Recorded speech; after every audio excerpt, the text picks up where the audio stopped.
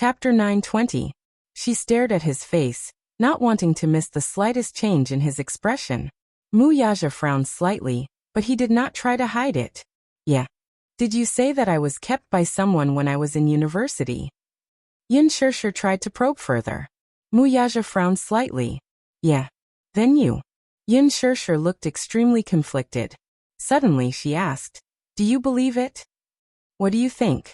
Muyaja raised his eyebrows. Clearly, he felt that her question was unnecessary. I don't think you'll believe it, Yin Shirshir said. Only someone as stupid as you would believe such a clumsy rumor, Muyaja said bluntly. Yin Shirshir smiled. That's right, that's right. Halfway through her sentence she stopped abruptly. Yin Shirshir suddenly realized that he had actually attacked her intelligence. The smile on her face suddenly disappeared, and she glared at him angrily. However, when she saw that he could not hide the smile on his face, she became even angrier. She complained unhappily. Hey, you're even attacking me? Since when did I attack you? You just said that there's something wrong with my intelligence. That's the truth in front of you, stupid woman. Muyaja felt that her reaction was too slow. Her reaction was so slow. How am I stupid? Yin Shirshir defended herself. If I'm stupid, how could I have given birth to such a smart baby like Yu? Yu, who was hiding in the corner, felt extremely satisfied when he heard this. He straightened his body slightly and brushed his bangs shamelessly. Xiao Yichen glanced at him from the corner of his eyes. This younger brother of his was quite shameless. Muyaja, who was sitting on the sofa, asked in all seriousness, are you sure that he inherited your genes? What else could it be? If you weren't so stupid, you might be smarter, Muyaja said from the bottom of his heart. Yin Shirshir was deeply hurt. She wrinkled her nose in grievance and pouted her lips high. How am I stupid? How am I stupid? I'm very smart, okay? Praise me. Quick, praise me for being smart. Yin Shirshir refused to admit defeat. She started messing around in his arms, pounding his chest with her small fists. She was acting coquettishly towards him. It was rare for her to act coquettishly, but when she did, she had her ways. The man was quickly defeated. Okay, you're smart. Muyaja was too lazy to lower himself to this little woman's level. So he coaxed and lied to appease her. You don't really mean what you say. Looking at Yin Shirshir's tangled little face, Muyaja intimately rubbed the tip of her nose, then planted a kiss on the corner of her lips. His deep eyes met hers. I just like your stupidity. He just liked her clumsy appearance. She was so cute and adorable. He just couldn't get enough of her. Yin Shirshir blushed and her heart raced at his words. She held her breath for a moment and looked at his handsome face that was just inches away from her. Her heartbeat was actually disrupted by his ambiguous breath that was close to her lips. She bit her lips slightly, her snow-white teeth leaving a faint imprint on her red and tender lips. His gaze fell on her tightly bitten lips, and he couldn't help but give them a light peck. After that light peck, he couldn't hold it in anymore. He caressed her cheeks and kissed her without restraint. He gently pried open her lips and engulfed her sweetness and beauty. Xiao Yichen and Yu, who were hiding in the corner, covered each other's eyes at the same time. Chapter 921. Xiao Yichen and Yu, who were hiding in the corner, covered each other's eyes at the same time. However, the two little lads couldn't suppress their curiosity and peeked through the gaps between their fingers. They couldn't help but blush when they saw the scene in front of them. What a beautiful scene. It was even more beautiful than the kisses in idol dramas. Muyaja held her cheeks and gently traced the outline of her lips. Then, like a dragonfly skimming the surface of the water, he gently sucked away the saliva on her lips. Yin Shirshir hooked her arms around his shoulders and responded to his kiss. The kiss was charming and gentle. Both of them were deeply immersed in the sweetness and couldn't extricate themselves. Xiao Yichen couldn't bear to watch any longer. He covered his eyes and dragged Yu back to the room. Yu raised his hands in protest. What are you doing? I haven't seen enough yet. Aren't you ashamed? You peeked at Daddy and Mommy kissing. You're a pervert. Xiao Yichen covered his burning cheeks and accused him. Yu felt that he had been shot even though he was lying down. He retorted unhappily.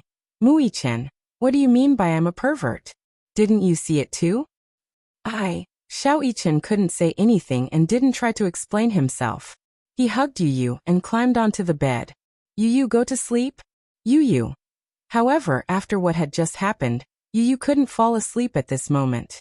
He saw the happiness on his mommy's face. For the first time in his life, he saw the undisguised happiness in her eyes. It seemed like his mommy really liked his daddy a lot. If that was the case, then he decided to protect his mommy's happiness and not allow anyone to destroy it. The temperature in the living room continued to rise. Mu Yaja lifted her skirt and wanted to use this kiss to elevate their relationship. However, at this moment, he heard a gulp. Yin Shishir's expression froze. Mu Yaja was also stunned. Who's calling? Boo. Another sound came from Mu Yaja's stomach. It was too much of a killjoy. The originally ambiguous atmosphere was immediately destroyed. She held her breath and pressed her ear against his stomach. She raised her head and blinked. Looking at him, she couldn't help but chuckle. Hungry? Mu Yaja's gaze, however, was fixated on her smiling lips. He was hungry, no matter which aspect it was. Then I'll cook for you, okay?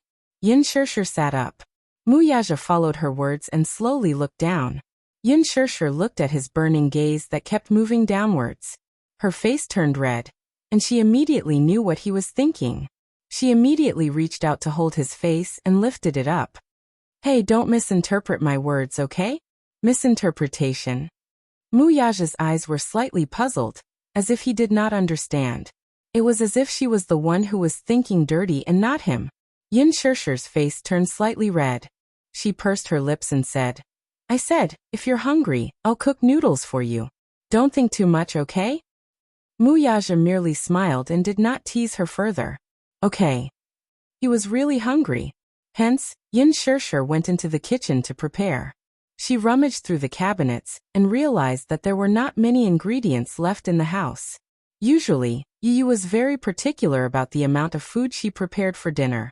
Basically, it was just enough and there would not be any leftovers. Even if there were leftovers, they would not leave it for the next day because it was unhealthy. Hence, there was only instant noodles left in the house. Yin Shishir raised her eyebrows. It was better than nothing. Chapter 922. She had not been in the kitchen for a long time, so it was inevitable that she was rusty. Naturally, her culinary skills could not be compared to Yu's, but the taste was still palatable. When she placed the instant noodles and stir-fried vegetables on the table, Mu Yaja was hugging a pillow and closing his eyes to take a nap. She approached him quietly and saw the tiredness on his face. Although she could not bear to disturb him, she still gently woke him up. The noodles are ready. Mu Yaja was startled awake. His gaze sharpened for a moment, and then his vision cleared up. When he saw Yin Shishir's warm smile, his gaze softened and became calm again. Yin Shishir was stunned. When he opened his eyes just now, there was a strong murderous look in his eyes. It was very scary. Mu Yaja saw the slight change in her expression and could not help but ask, "What's wrong?" "Your gaze just now, for a second, it was very scary," she said truthfully. "Did it scare you?" Yin Shishir nodded. "When I was in military training, I had to be alert at all times even when I was sleeping," Mu Yaja said. "Oh, is that so?" Yin Shishir immediately said. "The noodles are ready. Hurry up and eat. It won't taste good when it gets cold." Mu Yaja sat at the table. When he saw that the so-called noodles were actually instant noodles, his eyes were filled with disdain. "Instant noodles?" He snorted coldly. This stupid woman. She used this to brush him off. "Can't I? There's only instant noodles at home. You can suffer for a while. It's better than going hungry." Mu Yaja was still disdainful, but he was really hungry. Therefore, he did not care so much. He picked up his chopsticks and started eating. He took a bite. It tasted pretty good. It was not his first time eating instant noodles. The first time he ate it, she cooked it for him. The first time she cooked it, the taste was barely satisfactory. This time, the taste seemed to have improved. "Your skills have improved." Mu Yaja blurted out a compliment that was not really a compliment. Yin Shishir was speechless. She looked at him silently, the corners of her eyes twitching. Does making instant noodles depend on one's skills? Even an idiot could do it, okay? However, she did not dare to say this. Therefore, she felt that Muyaja was that idiot. He definitely didn't know how to make instant noodles. Such a high and mighty man had never had to worry about food and clothing. Every bit of his life was taken care of by others. How could he step into a place like the kitchen? Muyaja lowered his head and ate the noodles. He ate one mouthful after another very quickly, but he didn't make a single sound. Ever since he was young, he had been bound by the rules of the nobles. He was not allowed to make a single sound at the dining table. He sat up straight, and the hand holding the chopsticks was slender and fair. Even though he was eating something as cheap as instant noodles, he still maintained the elegant demeanor of a noble. His noble aura seemed to be emitted from his bones. Yin Shirshir sat opposite him and propped her head up. She watched him eat one mouthful after another. Soon the bowl of noodles was empty. Is there more? Muyaja looked up and asked. Yin Shirshir looked up and was stunned. She looked at him anxiously. Not enough. Not enough. Not enough. She had cooked 3 packets of noodles, but it was still not enough for him. This man had an appetite that was disproportionate to his lean figure. It was a little unscientific. She went into the kitchen again and cooked 3 packets of noodles. Soon, she came out with a big bowl of noodles and placed it in front of him. Chapter 923. Muyaja took mouthful after mouthful of noodles and wiped them clean. Not a single strand was left. He seemed to be really hungry as he even finished all the soup. Muyaja put down the bowl and stared at her with his dark eyes as he raised a brow. Yin Shirshir asked carefully, "Are you full?" "No. But I'm not particularly hungry," Muyaja replied. She sucked in a deep breath of cold air. She suddenly felt that she should get to know this man again. Why didn't she realize that he had such a big appetite before? "If you're full, then wash the dishes," Yin Shirshir ordered him with a smile. Muyaja's eyes narrowed and he said, "I don't know how to." "If you don't know how to, I'll teach you. If that's the case, why don't you do it yourself?" Muyaja asked calmly. This question stumped her. Yin Shirshir frowned and said, "It's already hard for me to make noodles for you." The man's eyes twitched. What was so hard about making a few bowls of noodles? Hence, he said, instant noodles should be easy to make. He glanced at her. She was clearly the one who wanted to slack off. "How about this? We'll decide by rock, paper, scissors. The loser will wash the dishes." Yin Shirshir stood up and rolled up her sleeves proudly. Muyaja, who was sitting in his chair, nonchalantly raised the corner of his eye to look at her and readily agreed. Okay. At this moment, the atmosphere in the restaurant was strange and heavy. Yin Shirshir stared at Muyaja fiercely. She slowly rolled up her sleeves and raised her fist high. "Rock, paper, scissors." "No, let's do it again. Best of 3. You don't go back on your word." Yin Shirshir glared at him. "Rock, paper, scissors." The air froze for a moment. Muyaja smiled and retracted his hand, crossing his arms elegantly. Yin Shirshir was so angry that she almost threw herself onto the table and vomited blood. What was going on? She lost again. Yin Shirshir pointed at him angrily. "You cheated. You must have cheated." Muyaja lazily knocked on the table, but his eyes were full of smiles. "Miss Yin, please pay attention to your demeanor. As the saying goes, if you agree to a bet, you must accept defeat." Yin Shirshir endured and clenched her fists. How could she just let it go when it was related to a person's dignity? She wanted to pester him for another round, but Muyaja ignored her. Yin Shirshir could only unwillingly carry the bowls and chopsticks into the sink. With a face full of grief and indignation, she took the steel wire ball, squeezed some detergent, and started to scrub it. Suddenly, she heard footsteps behind her. Following that, a pair of long arms slowly wrapped around her waist, and a warm and strong body pressed against her back. Muyaja then hugged her waist from behind, and his chin gently rested on her shoulder.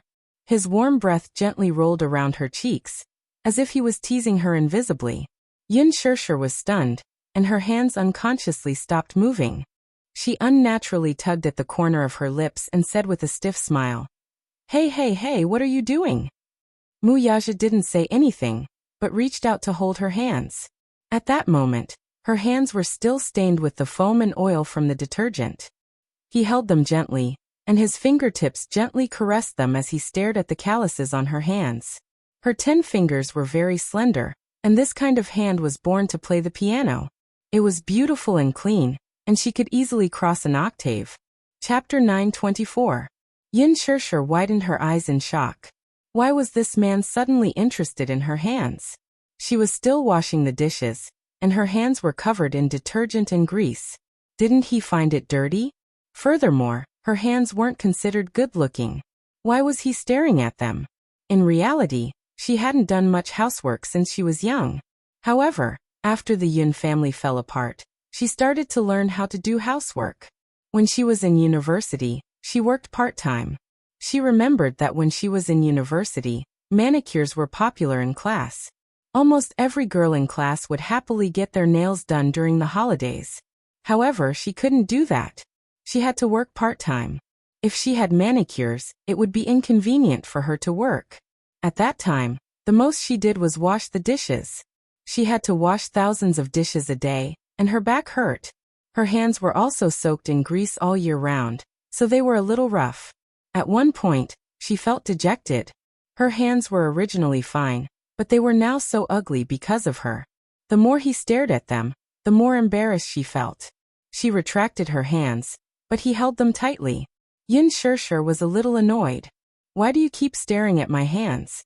Mu Yaja chuckled softly all of a sudden and casually remarked. Your hands are so ugly. Yin Shirshir's face darkened instantly. She gritted her teeth and said, Mu Yaja, are my hands as ugly as you say? He smiled. But when I look at them again, they look pretty good. Yin Shirshir was stunned. She thought that she was hearing things. One moment he said that her hands were ugly. The next moment he said that they looked pretty good. Why was this man so contradictory? Why do you have so many calluses? He suddenly asked in a deep voice. Yin Shirshir retracted her hands unwillingly and slapped his hands away. She then buried her head in washing the dishes again. Suddenly, she pretended to be relaxed and said, I used to wash dishes often. Perhaps it's because I was soaked in grease all the time. It's a part-time job. When I was forced to, I even did heavy work. Heavy work? A moving company. You even do that? It can't be helped. The salary is high, so. Yin Shirshir didn't continue. The kitchen was silent for a moment. Mu Yaja didn't say anything, but she said indifferently, someone like you who was born with a silver spoon in his mouth, who didn't have to worry about food and clothing, who came from a rich and powerful family. How could you understand the lives of poor commoners like us? If you're used to eating delicacies, how would you understand that there are people in this world who would not hesitate to move bricks just to fill their stomachs? She suddenly raised her eyebrows and said, I have a classmate who works part-time to study. You, on the other hand, probably don't have to worry about this. So Mu Yaja, isn't there a world of difference between the worlds we grew up in? There was no movement behind him for a long time. His breathing was still soft and warm.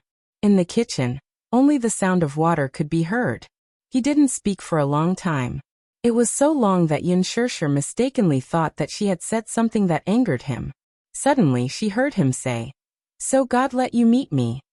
Yin Shirshir was stunned. God loves you and thinks that you should be happy, so he let you meet me. Mu Yaja smiled. And God is a little jealous of me. He thinks that my life is too extravagant, so he let me meet you. Chapter 9:25. Mu Yaja continued slowly. God felt that he should dote on you, so he let you meet me. God also felt that I was living too comfortably, so he let me meet you and be annoyed by you all day long. She suddenly burst out laughing. Are you trying to coax a child? Yes, aren't you a child? Yin Shirshir's face darkened. Of course I'm not. I'm already a mother. But in my eyes, you're still just a child.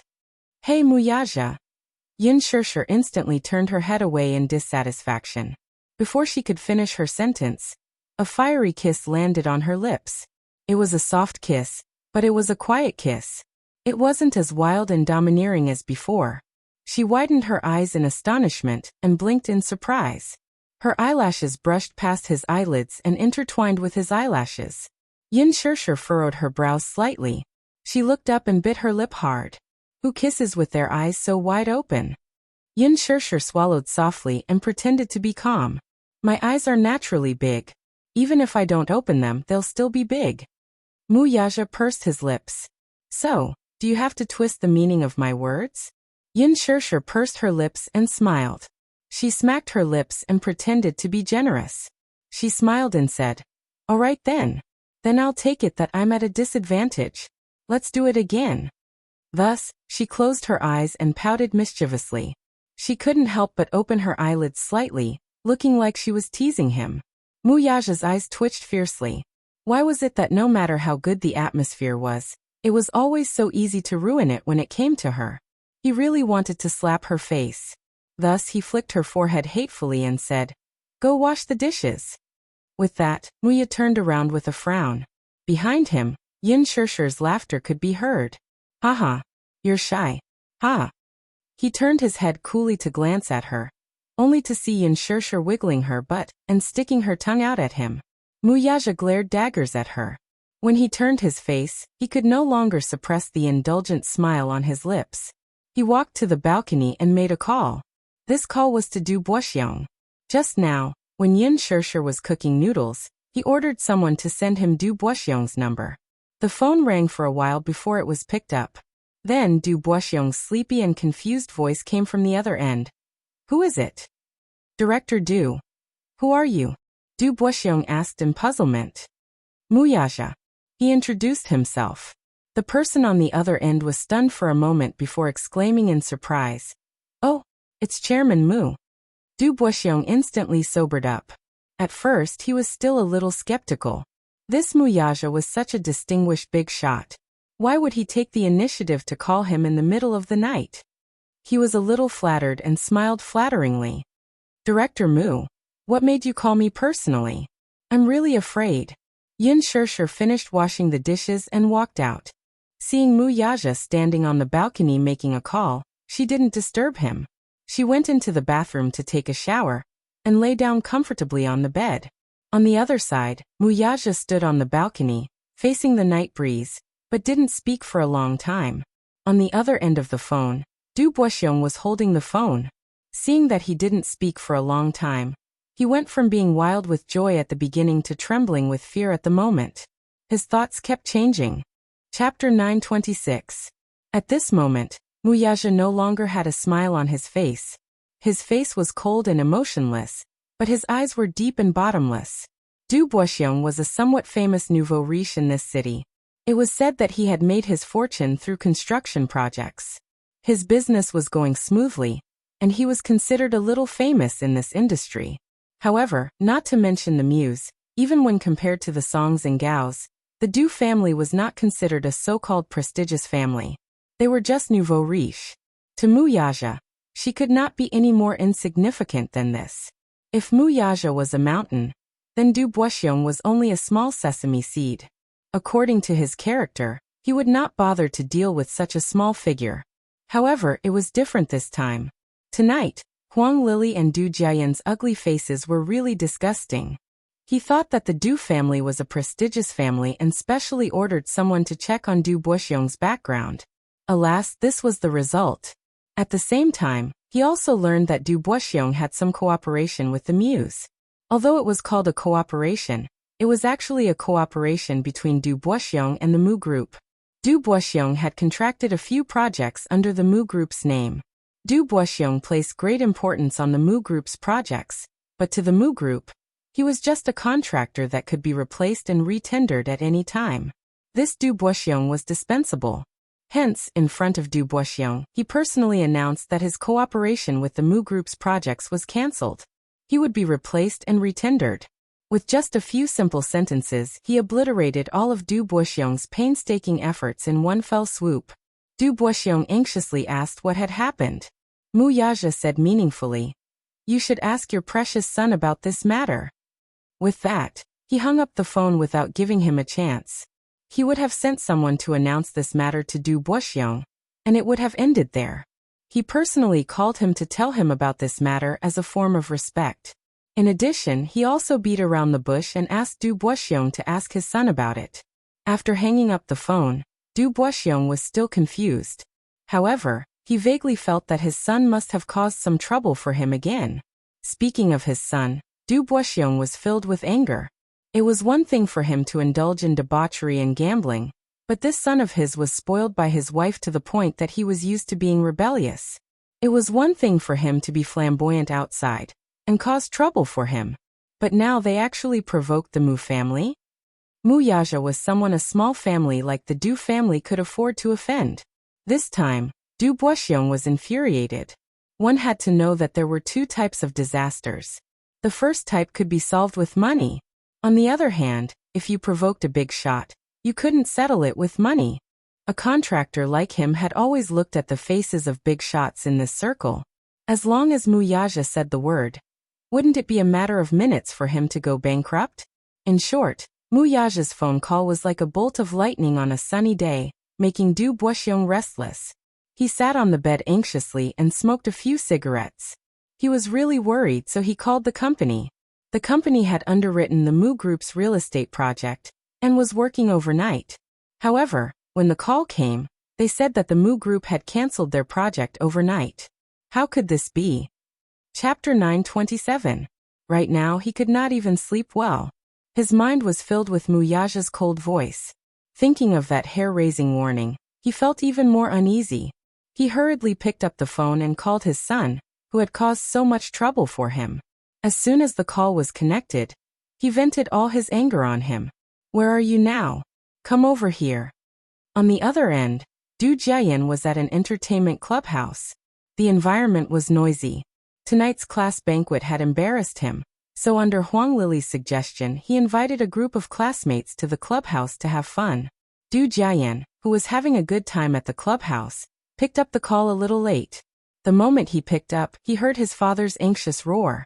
Confused, he asked blankly, "Dad, what's wrong with you?" Since young, Du Boisillon had doted on him, relying on his mother's doting. Never once did he yell at him or even lay a finger on him. Now that he heard this sudden outburst of anger, he was instantly dumbfounded. Du Boisillon heard the noisy environment on the other end. This lad still had the mood to fool around outside at such a critical time. He said unhappily, "What kind of good thing did you get into for me? Get back home now. I have something to ask you." Good thing? What good thing? He hadn't done anything good recently. He had only done some harmless bad things. However, he was still in the middle of singing and had not enjoyed himself to the fullest. He was a little indignant that he had to go back now. Du Jiayan thought about it and decided to use his old trick to coax his father. "Dad, can't we go later? I'm still having fun with my friends. We're only in the middle of it." Bang! He seemed to hear the sound of something heavily hitting the table. It was ear-piercing and exuded a strong murderous aura. Du Jiayan was so shocked that his breathing stopped. He did not dare to continue speaking. He knew that Du Boisillon was angry. Very angry too. "I don't care what happened. Anyway, I'm only giving you 20 minutes. Get back home now. If I don't see you in 20 minutes, I won't be polite to you." With that, he hung up the phone. Du Jiayan was dumbfounded as he held the phone. He blinked his eyes in bewilderment and hung up gloomily. Seeing this, Huang Lily asked carefully. Du Jiayan snapped, "How would I know what happened? My dad told me to rush back." "Ah, this was only the beginning. I'm not high yet." Huang Lily was reluctant to part with him. "What's there to play? You know my dad's temper. Once he loses his temper, it's out of control. Hurry up and go back." Thus, the two of them didn't even have time to say goodbye to their friends. They rushed out of the house, hailed a taxi, and sped all the way home. Even though he did not know what was going on, he was still on tenterhooks. He had seen how Du Boisillon looked when he was angry. It was terrifying. Now that he had to face it, he really couldn't take it. He practically sprinted all the way home. Leaving Huang Lily in the living room, he walked into the study room and opened the door. He saw Du Boisillon pacing back and forth in front of the window with his hands behind his back, looking furious. Hearing the sound of the door opening, he turned around abruptly and swept a pair of sharp eyes at him. Chapter 928. Now that he had to face it, he really could not take it. He practically sprinted all the way into the house, leaving Huang Lily in the living room. Walking into the study, he pushed open the door and saw Du Boisillon pacing back and forth in front of the window with his hands behind his back, looking furious. Hearing the sound of the door opening, he abruptly turned his head and swept a pair of sharp eyes at him. Du Jiayan was instantly shocked by this gaze, and took a few steps back as a layer of cold sweat broke out on his forehead. He shrunk his shoulders in trepidation and stammered, "Dad, what's wrong with you? Why are you looking for me?" Du Boisillon glanced at him again before walking to the table and sitting down.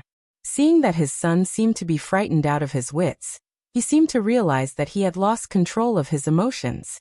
Looking at his precious son, he could not help but suppress his anger and temper. He knocked on the table and said in a low voice, "Sit down." Du Jiayan furrowed his brows and slowly sat down at the table. He sighed helplessly and asked coldly, "Jiayan, what have you done to offend someone these few days?" "Offend? Who did I offend?" Du Jiayan cocked a brow. He did not think too much of it and shook his head with certainty.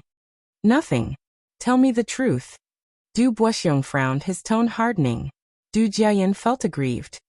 "Dad, I really didn't. Do I look like the kind of person to stir up trouble? What's wrong with you? It's as if you've eaten explosives. You're denouncing me the moment I come back." Seeing his father's increasingly ashen face, Du Jiayan's voice became softer and softer. Eaten explosives? You're pushing your dad to his death," he shouted. "What did I do? I didn't do anything." "You didn't do anything? You didn't do anything. Yet that person called me. How did you offend that person?"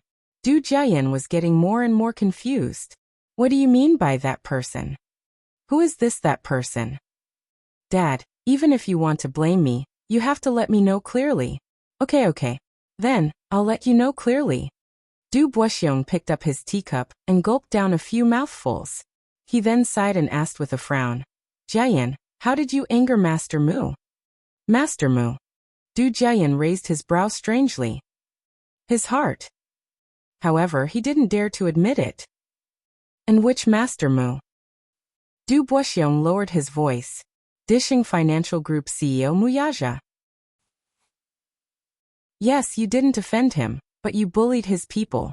Aren't you embarrassing him?" "His people?" Du Jiayan had a bad feeling about this. Could it be that his father knew everything? "Who is it?" he asked knowingly, but did not dare to say it out loud. Chapter 929. Du Jiayan was a little frightened, but facing his father's frightening gaze, he subconsciously wanted to cover up the good deed he had done out of guilt. Thus he softly and perfunctorily said, "Dad, I really don't know any young Master Mu. I don't care what grudges you have with young Master Mu, nor what you've done to him or what he's done to you. In any case, you'd better settle this matter properly. Hurry up and apologize to him properly." Just as he finished speaking, Du Jiayan raised his voice in disbelief. "Dad, what did that young Master Mu do to you? You seem to have eaten explosives." Du Boisillon was already in a fit of anger. Seeing that his son was not giving him a way out, his anger flared up again.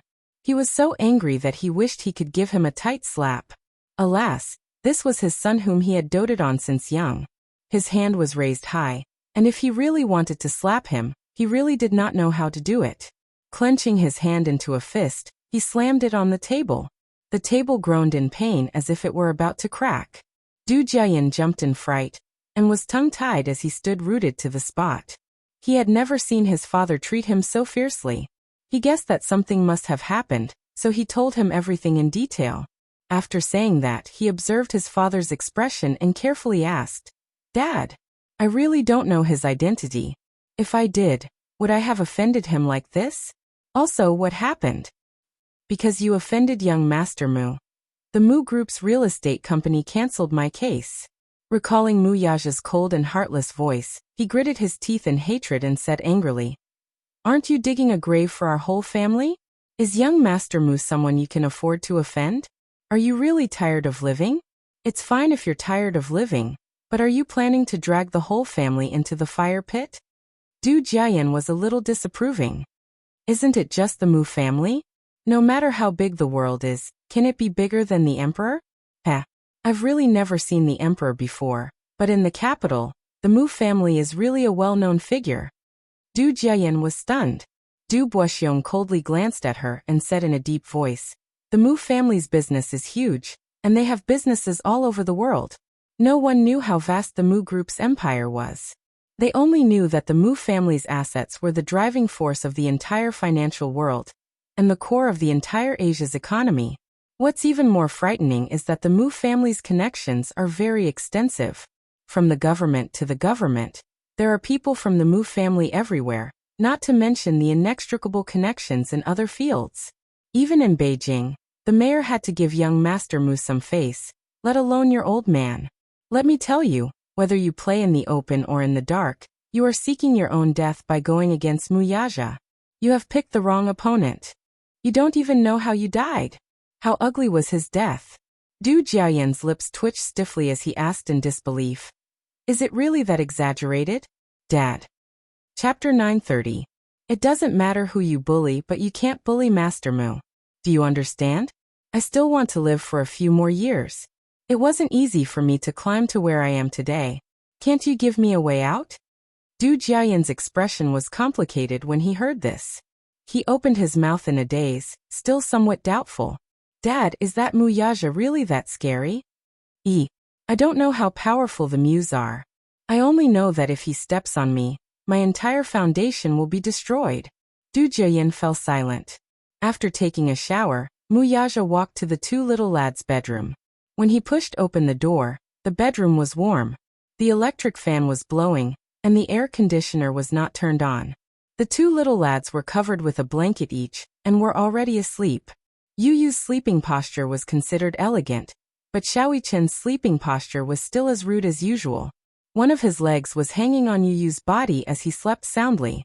Mu Yaja walked over and saw Yu Yu frowning slightly.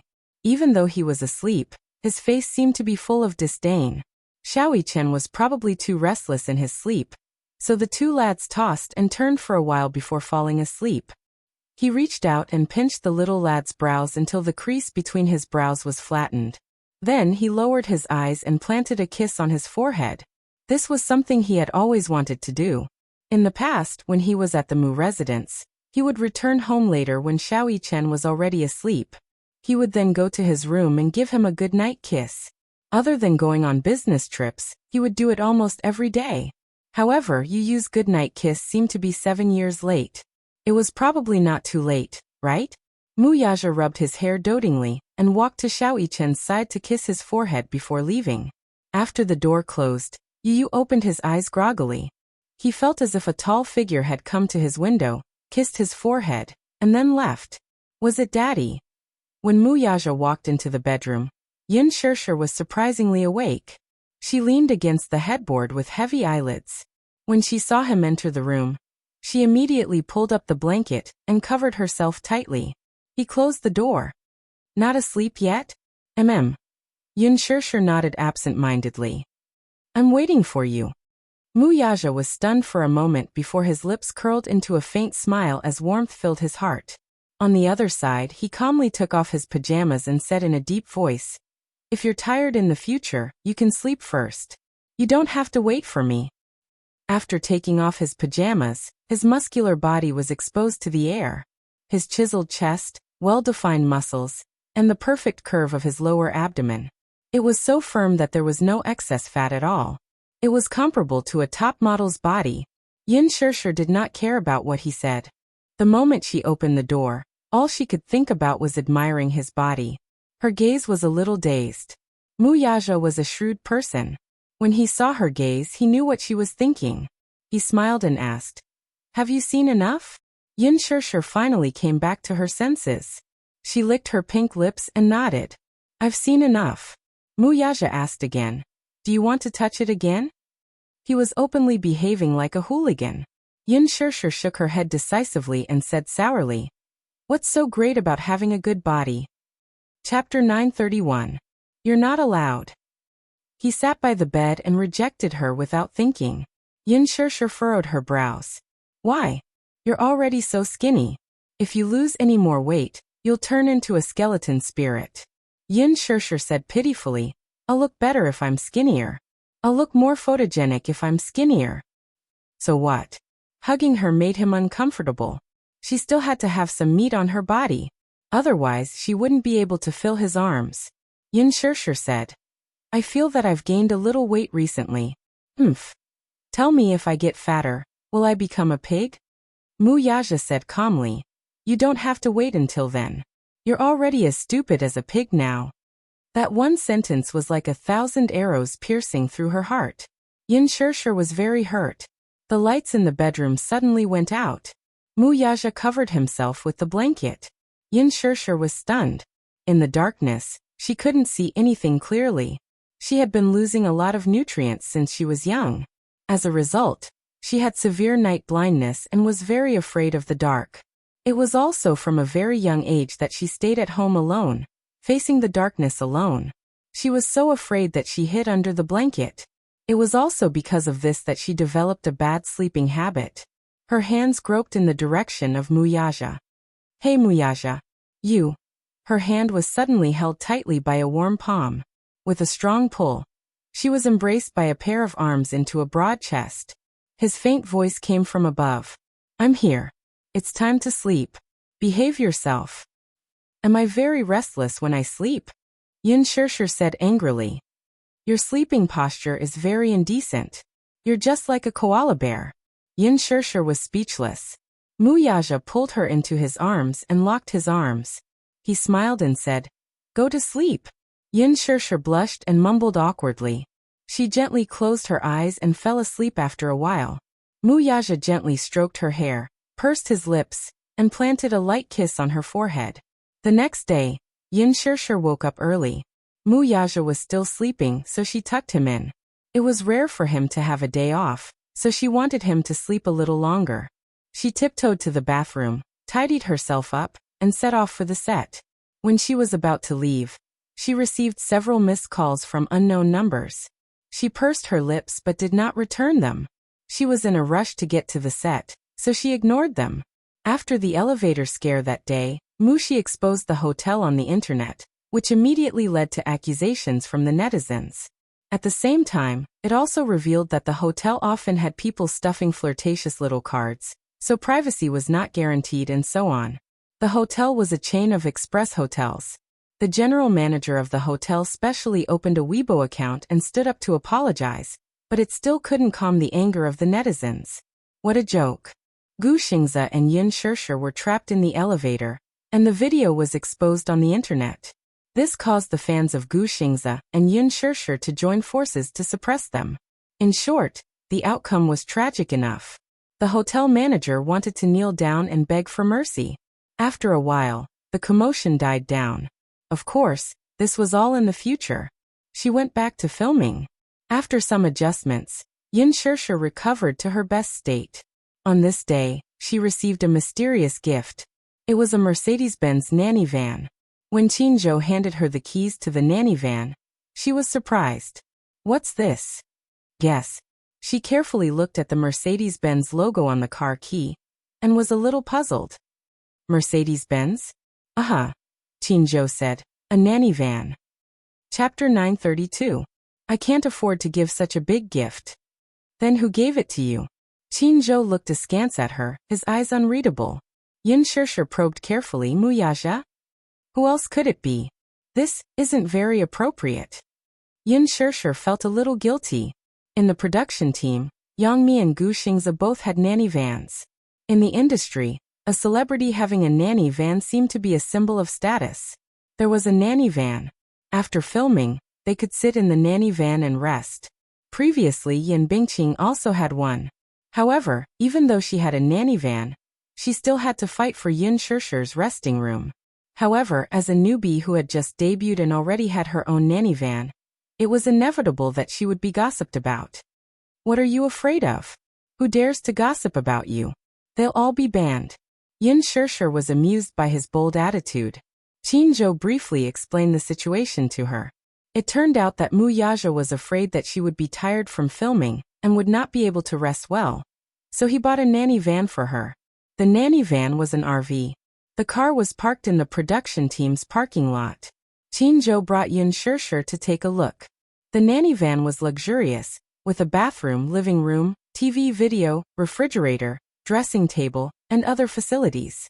Yin Shirshir did not show it on her face, but she felt sweet inside. He was actually so considerate for her, probably because he was afraid that she would be too tired from filming. In the afternoon, Yin Shirshir had just finished filming when Mushi looked for her, saying that someone was looking for her outside the production team. Who is it? Mushi shook her head. How could she know them? She only said, I don't know them. It's a man and a woman. They couldn't get into the production team, so they got someone to pass a message that they have something important to discuss with you. Coincidentally, she had just finished filming. Since someone was looking for her, it should be something important. Walking out of the set, Yin Shirshir saw Du Jiayan and Huang Lili standing at the entrance from afar. When they saw her, their faces immediately lit up with flattering smiles. This smile was too flattering, too brilliant, and had the intention of currying favor with him. As soon as she saw her, Huang Lili immediately approached her and handed her a bottle of lemonade. She then rubbed her palms together. Shirshir, you must be tired from filming. Have some water first. Yin Shirshir lowered her head and glanced at the water in her hand. She was startled at first. This bottle of water was of a good brand, and it was especially expensive. It probably cost more than 10 yuan per bottle. He was obviously trying to please her. But if he ignored her, he would be hiding evil intentions, wouldn't he? Thus, without even looking at it, she casually threw it into the trash can and said calmly, Sorry, I'm afraid it's poisonous. The smile on Huang Lili's face froze, but she didn't say anything. She just said, Look at you. What are you talking about? How could there be poison in the water? Shirshir, you really like to joke. How did you find this place? Yin Shirshir's face was a little wary. Ever since the class reunion, she had received many messages from her classmates. Out of courtesy, she had also added them to the WeChat group. The WeChat group had already kicked Huang Lili out. As for what happened that day, everyone had a tacit understanding and didn't mention a word about it.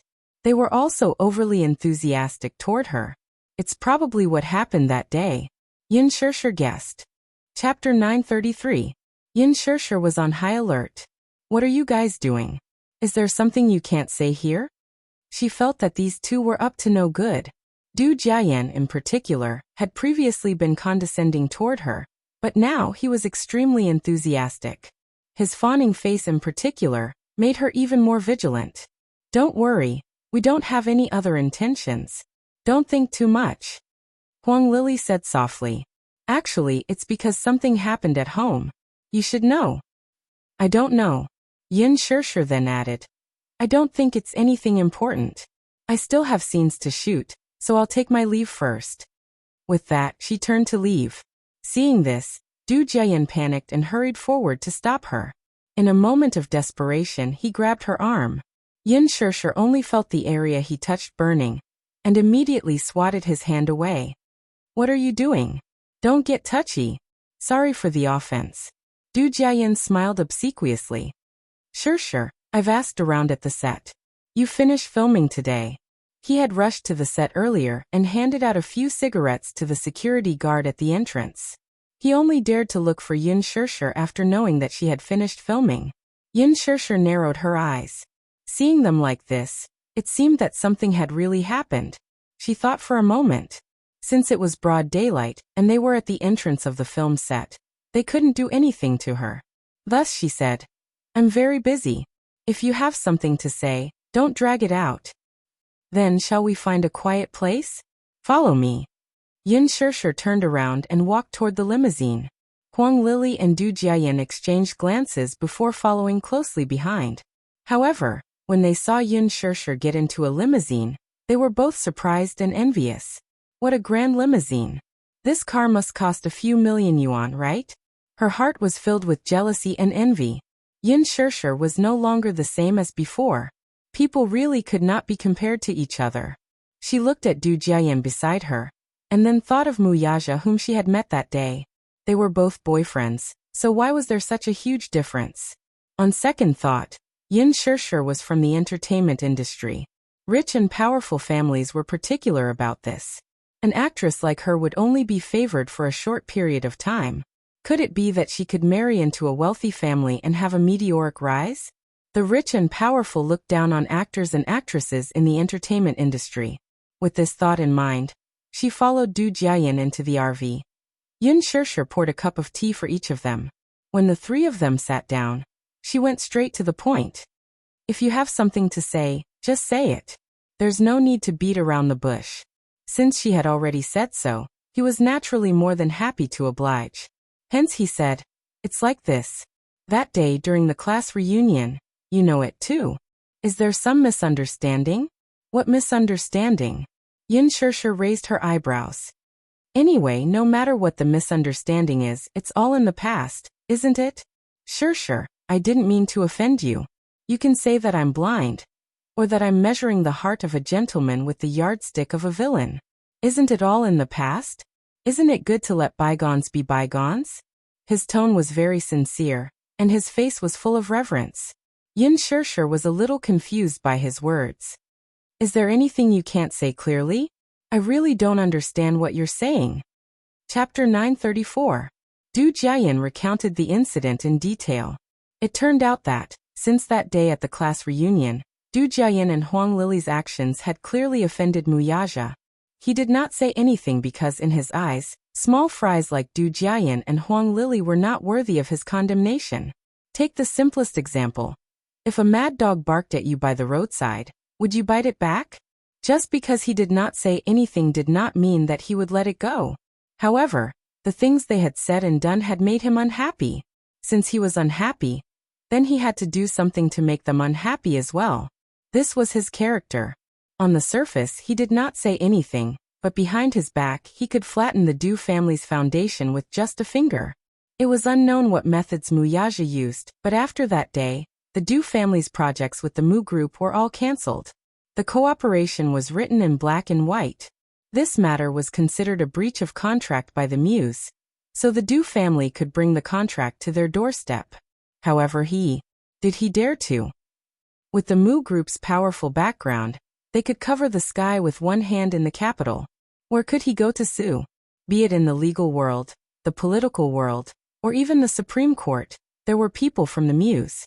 The Muse had openly breached the contract and slapped them in the face, but did Du Boishiong dare to sue? He did not even dare to let out a fart. Cancel it. So be it. He still had other projects on hand. Although the cases that he had worked with Mu Group were lucrative, since his son had offended them, Du Boishiong could only grit his teeth and swallow his pride even if he was unwilling to do so. Fine, I'll admit it. What else could he do? Go against the Muse? Alas, he did not expect things to be so simple. Muyaja's methods were swift and decisive. He had always been ruthless. Since he had made up his mind to do something, he would not give up until he forced the other party into a dead end. The next day, news came that the boss, who had always been on good terms with Du Boishiong, had committed suicide by jumping off a building.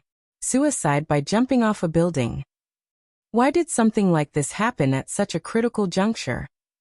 Du Boishiong was terrified when he thought about it. He knew very well that this matter was definitely related to the Mu Group. This was not the end of it.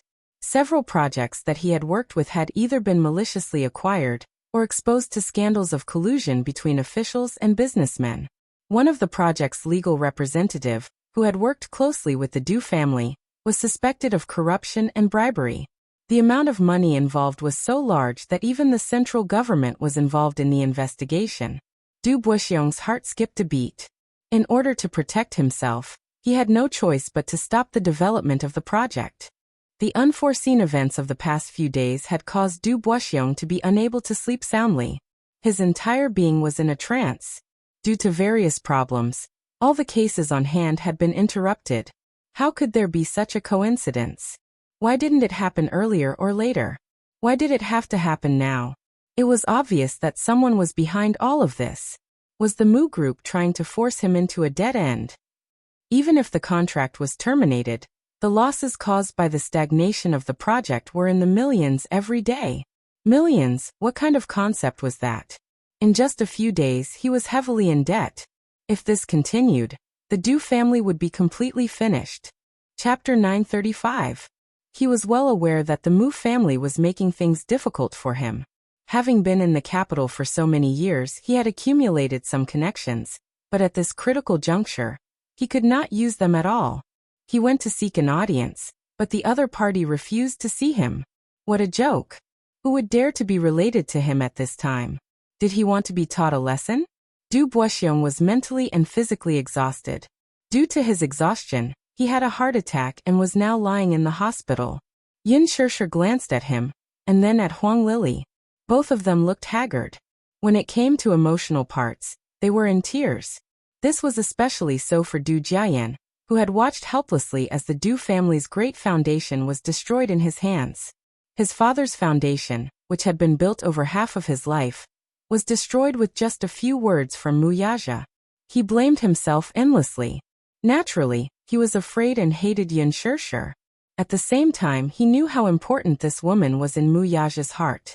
Even if he hated her to the core, he did not dare to offend her. Yin Shirshir listened without any change in her expression, but she was also sighing in her heart. She didn't know anything about these things. However, she was also a little dazed. She did not expect that Mu Yaja could destroy the Du family with just a few words. This was too exaggerated. However, this was the truth. Yin Shirshir said in a low voice, "Actually, you're asking the wrong person, right? I can't decide the life and death of the Du family. I don't have the ability to do so. But you can definitely help us, right?" Du Jiayan looked worried. He seemed to have aged a few years overnight, with a few strands of white hair growing on his head. Huang Lili remained silent at the side.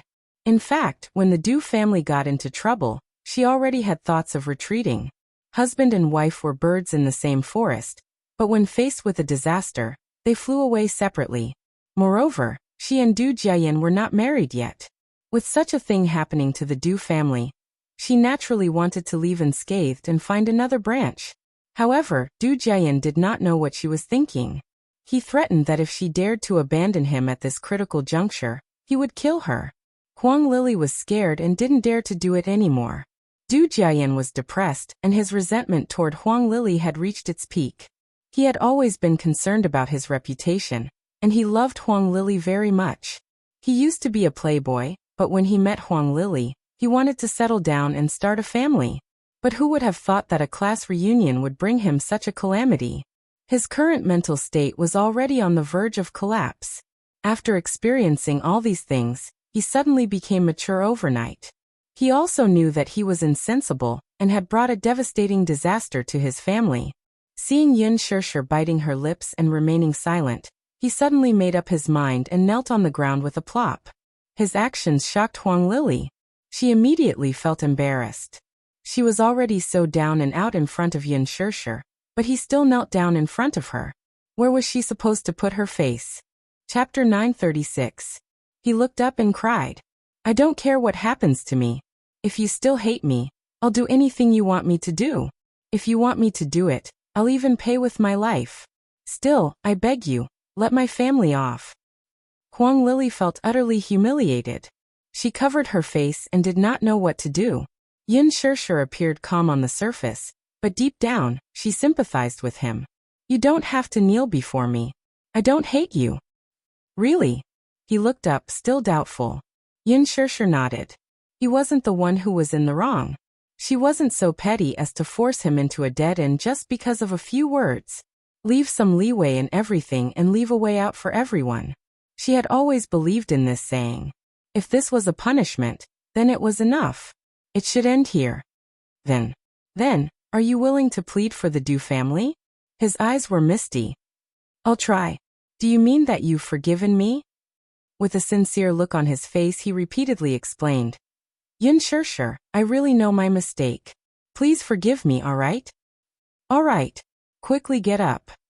Yin Shirshir said helplessly. Only then did he dare to get up, his face finally looking more relaxed. Seeing that Yin Shirshir was willing to relent, Huang Lili felt more at ease. Yin Shirshir suddenly said, "Don't misunderstand. I'm only forgiving him, not you." That was because some mistakes could never be forgiven. Huang Lili was stunned by her words. She wanted to say something, but Yin Shirshir had already gotten up. "All right. I'll think of a way. You guys can go back." With that, she alighted from the limousine. She left behind a dazed Huang Lili and Du Jiayan. "Jiayan, What did she mean by that? Du Jiayan wiped his tears, glanced at her, and snorted. Don't you know what she said? When Yin Shirshir reached home, the sky was still bright. Yin Tianyu was teaching Xiao Yichen his homework when she pushed open the door to the study room. For the past few days, Xiao Yichen had been staying with Yu. Although Yu said that she disliked it, she did not reject it as much as before. With the two little guys together, the house was a little livelier. At least it was not so lonely. She saw Xiao Yichen sitting in front of his desk with his exercise book spread out in front of him. He held a pen in his hand and looked like he had suffered a lot. Yu stood to the side with her arms crossed. Her face was full of disdain, and from time to time, she would hit his head with a rolled-up newspaper. Stupid. You don't even know how to answer such a simple question. Sob. Xiao Yichen blinked his eyes pitifully as if he was about to cry. Yin Shirshir sighed. When Mu Yaja returned, Yin Shirshir was swinging gently on the swing in the back garden. From afar, she looked as beautiful as a painting as she sat among the Chinese roses. He walked over and hugged her from behind. Yin Shirshir looked up and saw him. She smiled. You're back? Mu Yaja kissed her forehead. When did you come back? Around 3 p.m. I ended early today. Oh right. She giggled. Thank you for giving me the RV. I like it a lot. Mu Yaja's lips curled into a smile, but he did not say anything. He only gave her a gentle push, and the rope of the swing swayed slightly. Mu Yaja. She suddenly moved her lips and spoke. Du Jiayan looked for me today. Yin Shirshir said slowly. Chapter 937. He's looking for you? Mu Yaja furrowed his brows. Did you do those things? Yin Shirshir probed. Mu Yaja did not say anything, but he knew what she was referring to. He did not say anything, but he did not deny it either. The swing slowly came to a stop. Mu Yaja stood behind her quietly. Yin Shirshir said again, let the Du family off. He grabbed her chin. His eyes were cold and his voice was cold. Why? Are you feeling sorry for him? No. Why would I feel sorry for him? Yin Shirshir laughed. I just think that if it's a punishment, it's already heavy enough. You don't have to force him to a dead end, right? Mu Yaja snorted. You stupid woman, you're so kind. You're forgiving him just like that? I'm forgiving him, but I didn't say that I'm forgiving Huang Lily. I won't ask what you do to Huang Lily, but the Du family is innocent. Yin Shirshir said sincerely. Mu Yaja looked at her clear and charming eyes. He suddenly lowered his head and sealed her red lips. He pressed his lips against hers and said in a low voice, Okay. I promise you that I'll let him off. Yin Shirshir pecked him on the lips. He said, But I won't let that woman off. She pursed her lips but did not say anything.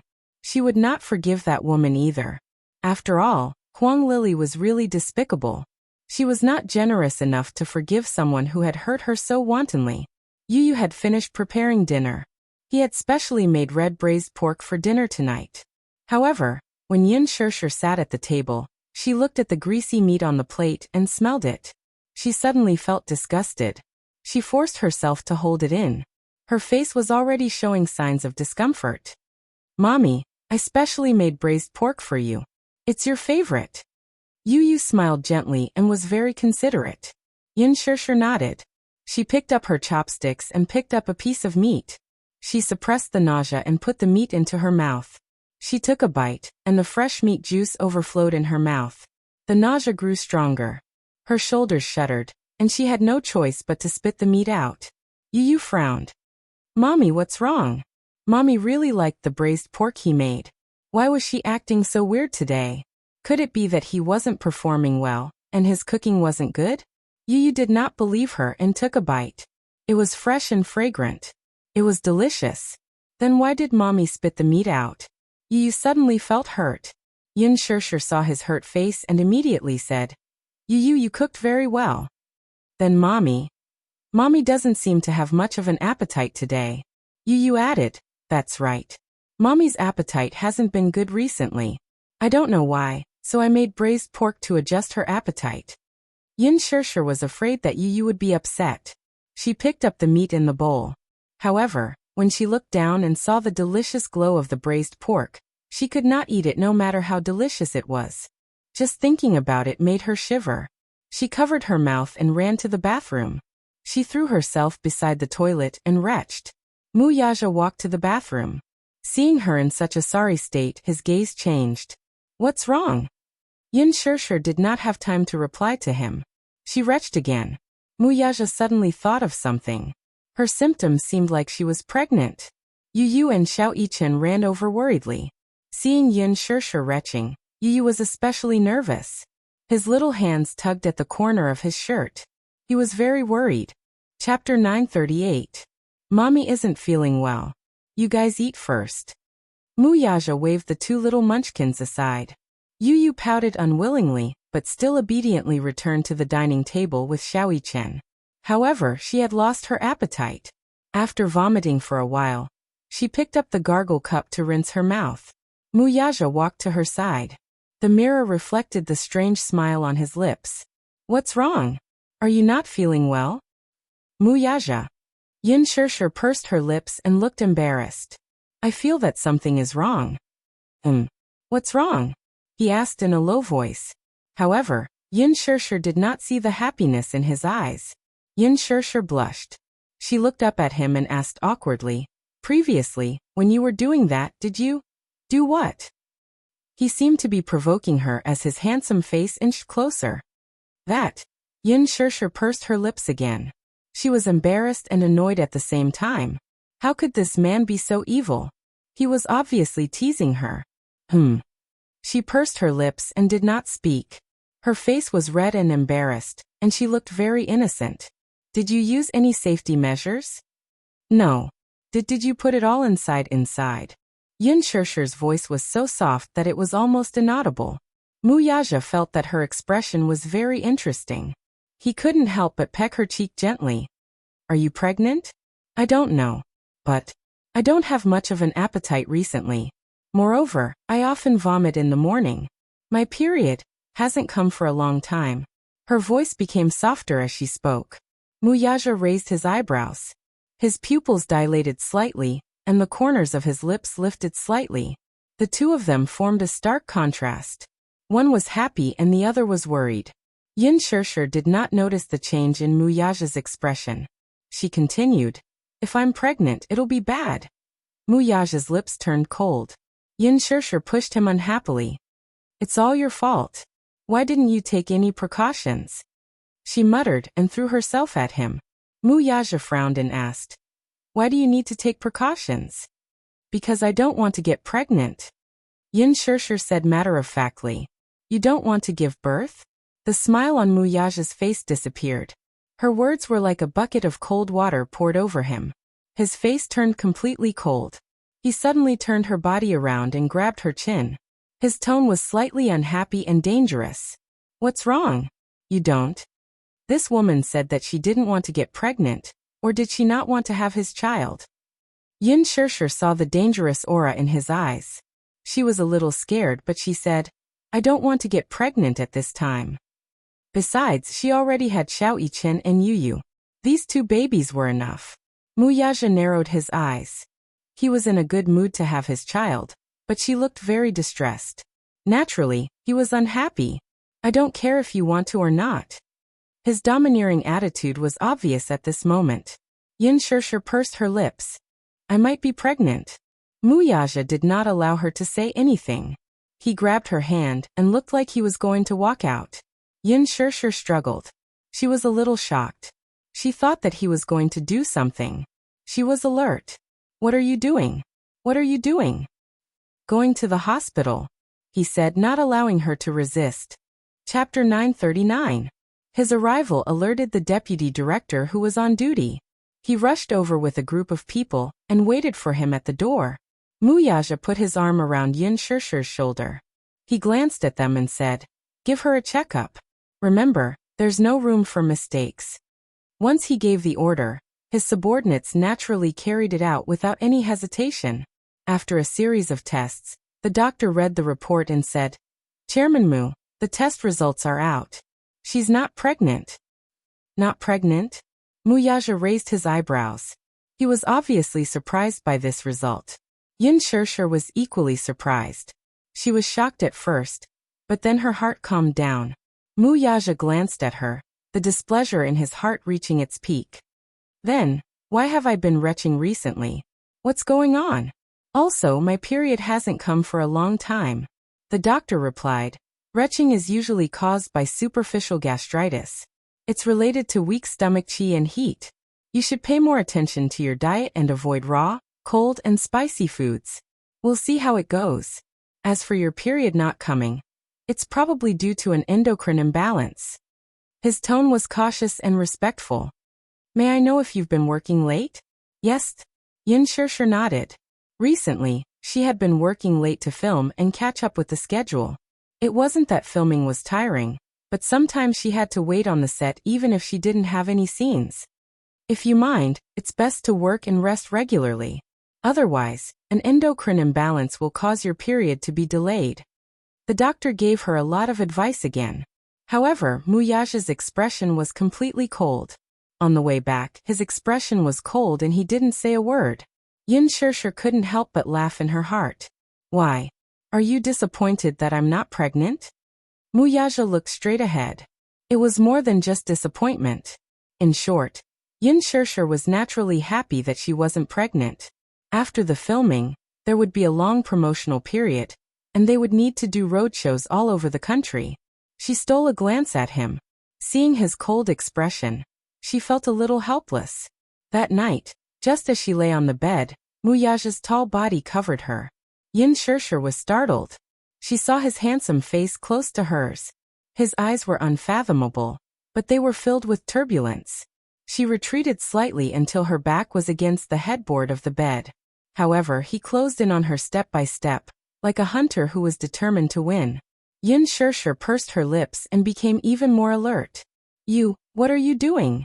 Muyaja blew a breath of air on her cheek. He was as charming as an orchid. Do what I love to do.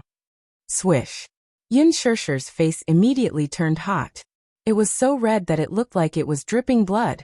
This man, how could he calmly say such words that made her blush? Muyaja pressed her forehead, pinched her waist with his big palm, and his thin lips outlined a charming and hopeless arc. You say, should I work harder? What's there to work for? A certain man said evilly. When the flowers bloom, they bear fruit. The flowers bloomed in the end. Gosh, what a connotation. Yin Shirshir's face was unreasonably hot. Covering her face, she felt that this man could be really evil sometimes. I don't want to give birth anymore. Yin Shirshir's face fell. I already have you and Xiaoyichen. Not enough. Chapter 940. Yin Shirshir struggled, but Muyaja would not allow her to escape. His large palm pressed against her waist, and her entire body was pressed against his. A certain part of their bodies was pressed tightly against each other. Yin Shirshir pursed her lips. Let's have another daughter. His gaze was clear, and he did not allow her to object. His thin lips pressed against hers. Yin Shirshir's protest was completely drowned out by his aggressive kiss. That night, Muyaja was especially hardworking. Outside the door, the two little lads tiptoed and pressed their ears against the door, eavesdropping on the secret behind the door. The two of them looked at each other. One of them was puzzled, while the other was blushing and speechless. Yu. Xiaoyichen gently poked Yu's waist and whispered into his ear. What are Daddy and Mommy doing? Yu already had a guilty conscience. When Xiaoyichen suddenly pressed against him, he was shocked and patted his chest. Then he gave him a disdainful slap on his face and pushed him away. This is philosophy. You don't understand. Xiaoyichen was dumbfounded. He pressed against him again. Then do you understand? Yu cleared his throat. His face was a little red as he turned around and went back to the room. Xiaoyichen followed behind him and closed the door. He smiled and asked, Yu, then what does blooming and bearing fruit mean? I'm not telling you. Tell me. You're so smart. You should know what it means. Actually, Yu did not really understand the meaning of blooming and bearing fruit. However, in front of Xiaoyichen, he had to pretend that he knew everything. I won't tell you. Yu pursed her lips and deliberately kept her in suspense. Xiaoyichen was a little angry. She pushed him onto the bed and reached out to pinch his waist. She pinched his sensitive spots and started to attack him from both sides. Yu couldn't take it anymore. She was about to laugh out loud. Tell me, Mui-chen. Ha ha ha. Let go of me. Xiao Yichen enjoyed the sight of Yu begging for mercy under his body with satisfaction. This was a tried and tested trick. Yu was the least ticklish. Mui-chen. Ha ha ha. No more. It's so itchy. Ha ha ha. The commotion was so loud that it alarmed the two people in the master bedroom. Yin Shirshir glanced at Muyaja and laughed. The two of you haven't slept yet? Don't bother about them. Muyaja was unhappy that her attention was on something else. He lowered his head and sealed her soft lips. Thus, the room was filled with romance. The Mu residence. Mu Wanru paced back and forth in the study. She did not dare to go out now because she knew that no matter where she went, Mu Lianjue would send people to follow her. Aaron's death the last time was undoubtedly a warning to her. After interacting with him for a while, she knew that he would not like others to go against his plans and act on their own. In this aspect, he was very similar to Muyaja. Her private meeting with Aaron that day had undoubtedly angered him. However, even if he had a card up his sleeve, Mu Wanru still felt uneasy. The media conference was imminent. Muyaja had already arranged everything. In another week's time, there would be a grand press conference to announce their marriage. However, after a psychological battle, Mu Wanru suddenly realized that this media conference might not be as simple as it seemed. What about Yin Shirshir? Chapter 941. Why was Mu Lianjue still not taking action to get rid of these two scourges? Mu Wanru was, without a doubt, in a state of panic. She felt that Mu Lianjue could not be trusted completely. Just as she was feeling anxious, there was a sudden knock on the door. The sudden movement almost scared Mu Wanru out of her wits. The servant pushed the door open, and was startled to see her pale face. Young madam. Are you trying to scare me to death? Mu Wanru's eyes were sharp and her tone was frosty. The servant shrunk her shoulders in fright, and did not dare to breathe loudly. She did knock on the door and thought that there was no one in the study, so she came in to clean it. Get out. Yes. The servant didn't dare to show any signs of disobedience and retreated in fear. Mu Wanru walked to the window and looked at the gloomy weather outside. She secretly decided that if Mu Lianjue still did not take action, she would quickly take action to get rid of Yin Shirshir and Yin Tianyu. It was getting late, but Yin Shirshir was still not back. Muyaja had specially reminded Lin Fengtian that the filming could not be delayed so late. Usually she would be back at 5:30 p.m. at the latest, but there was still no sign of her today. Muyaja found it strange. He called her phone but it was switched off. It was probably out of battery. After waiting for a while, it started to rain outside. It was almost 7 p.m., but there was still no sign of her. Yu and Xiao Yichen sat at the dining table. They refused to have dinner, and insisted on waiting for their mommy to return. Muyaja was a little distraught, afraid that she would meet with an accident on the way back. With the Mu group's influence, they had many enemies. Due to the fierce competition for business interests, they had many enemies, including many gang leaders. This was also the reason why he did not want Yin Shirshir to step into the entertainment industry. Could it be that she was in danger?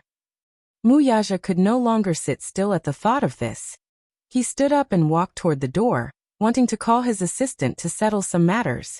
However, just as he was about to change his clothes, the door was flung open. Yin Shirshir rushed into the bathroom with a cardboard box in her arms. Her face was full of smiles, and she looked very happy. Muyaja was fuming. Where exactly did this woman go and come back? However, when he stormed into the bathroom, he saw Yin Shirshir standing on the spot, drenched from head to toe. She carefully held a small cardboard box. Inside the box was a drenched puppy. A puppy? Why did she bring a puppy back? Yu and Xiao Yichen walked over and saw the puppy. Both of them loved small animals, especially newborn puppies. They could not resist it.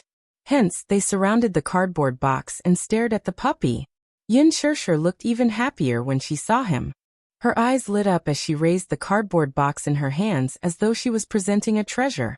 She smiled and said, Muyaja, look. A puppy. Muyaja could not help but raise his eyebrows. I recognize this as a puppy. Where did you get it? Yin Shirshir giggled as she spun and jumped around with the box in her arms. I picked it up from the roadside. Look, isn't it cute? It's so cute. As she spoke, she walked over to him with the cardboard box in her arms. Yu Yu and Xiao Yichen followed behind her. Xiao Yichen, in particular, stood on his tiptoes to look at the puppy. Chapter 942. Yu Yu glanced at him from the corner of his eyes and sneered. Yes, it's so much like you. You. Xiao Yichen was so angry that he pouted and glared at him. The puppy was silly and didn't know what was going on. It lay there aggrievedly and didn't know how to act cute to get a good impression of it, or whimper to ask for sympathy. It only looked at the man pitifully with its innocent but slightly resentful black eyes. The puppy was drenched from head to toe in the rain. Who knew how many days it had been since it last showered? It was extremely dirty. However, that pair of eyes gave him an inexplicable sense of familiarity. When he saw the woman's bright eyes again, he frowned helplessly. Yin Shirshir smiled and said, What do you think? Isn't this puppy cute? Muyaja, let's adopt it. No way. Muyaja rejected her without thinking. He reached out and pinched the puppy's ear with his orchid fingers. He glared at her and said, We already have one at home. We can't afford to raise a second one. As soon as he pinched its ears, the puppy began to howl in panic. It was obvious that it had received a great shock. We can't afford to raise it? Yin Shirshir choked on his earth-shattering words. However, she suddenly realized that something was wrong with his words. She followed his gaze and looked at herself up and down. Only then did she realize who he was referring to when he said he already had one at home. She said angrily, Hey, didn't we agree not to make personal attacks? If you like it, I'll take you to a famous pet store tomorrow and buy you a decent poodle. This puppy was really too dirty. Muyaja tugged at the puppy's ears again. The poor puppy felt extremely wronged after being teased like this. It whined a few times with tears in its eyes and shrank back into the box. Xiao Yichen's heart ached. He immediately took the cardboard box from Yin Shirshir's arms and looked down at the puppy lovingly. Daddy, don't bully it. Yin Shirshir slapped his fingers away from the puppy and grumpily said, I like this one. I don't like the others. If you don't want to raise it, I'll raise it. Anyway, I've decided. You like this dirty puppy that much? Muyaja raised his eyebrows at her and asked.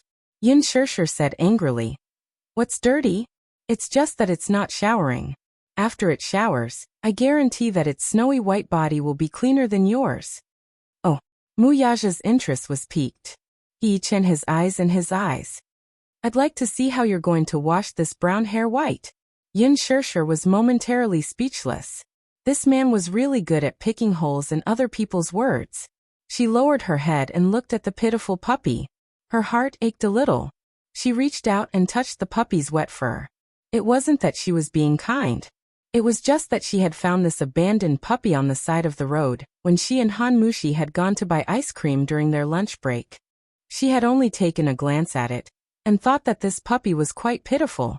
She thought that there would be kind-hearted people who would pick it up in the afternoon. Thus, she went back to work at the company. Chapter 943. She ran to the side of the street again, but the puppy was still there. Perhaps it was too dirty, so no one was willing to spend the effort to take it in. Perhaps the dog had some infectious disease. Now that the standard of living was high, even if someone wanted to raise a dog, they could spend a few hundred yuan to buy one. It was better than picking one up from the roadside. Perhaps it was because the dog hadn't eaten for a day, or 2 days, or even longer, that it was so hungry that it kept barking. Its pair of dark eyes were misty with tears, and it was so pitiful that it was whimpering. This dog was still too small. The cardboard box was still quite tall, and such a small dog was trapped inside. When it saw Yin Shirshir, its 2 small paws scratched the box, but it couldn't jump out. If no one picked it up, it would probably starve to death. Yin Shirshir didn't care if the dog had some infectious disease. She complained about the dog's owner's heartless heart as she carried the box around to look for food. After feeding it some food, she thought to herself that she should let the dog go. After all, the person at home was a serious germaphobe. But it was raining heavily, and it would be wet all night. That would be really pitiful. Moreover, the dog was still so small. What if it was accidentally run over while crossing the road? When she fed the dog, its small tongue licked her fingertips. It was soft, as if it was trying to please her, and also as if it was grateful. This little guy's teeth weren't fully grown yet. She suddenly thought of herself when she was young. She had also been abandoned in the orphanage, just like the dog. No one cared about her, and she had no one to rely on. Thus her heart began to ache. Following that, with her head bleeding and the dog in her arms, Yin Shirshir fearlessly returned with the dog in her arms. At that moment, her expression was like that of a revolutionary martyr. Anyway, I'm going to raise this dog. How about it? Anyway, I won't throw it away. It's so pitiful. If I throw it away, it will die. There was a hint of a threat in her words. Mu Yaja coldly sized up the woman and dog in front of him. When did this woman become so bold? Yin Shirshir saw that he was sizing her up, but she was not afraid. She puffed up her chest and snorted coldly to show her determination. Mu Yaja was helpless and said coolly, "It's not impossible to raise them." Before he could finish his sentence, Yin Shirshir jumped 3 feet high and cheered loudly, "Hee hee. Mu Yaja, you're the best." Mu Yaja's face immediately turned ashen. He had heard that pets carried a lot of germs. Was it possible to be so close to pets? What if he had a disease? Has this dog been vaccinated? Is your body healthy? You only know how to bring it back. Mu Yaja saw that she was about to approach him with the dog in her arms. He quickly took a few steps back without leaving a trace. His expression was not the usual kind of disdain. But there are 3 rules. Yin Shirshir nodded without thinking. Her pair of sparkling eyes were like that of a doted puppy. One had to know that a clean freak like him was willing to take in this dirty puppy. It was already a great gift. The dog in the cardboard box also poked its small head out. Its pair of black eyes stared at Mu Yaja. It blinked, feeling wronged and sad. It sized him up and tilted its head from time to time. Chapter 944. This dog was brought back by Yin Shirshir. She was also the one who said that she wanted to raise it. Naturally, the dog's daily life was left to Yin Shirshir to take care of. For the sake of hygiene, this dog had to be raised on the 2nd floor. Its nest could only be placed there, and it could not take a step downstairs. Even its meals could only be eaten on the 2nd floor. Naturally, the showers and dog food were all Yin Shirshir's business. Other than that, he could not find any dog hair in the house.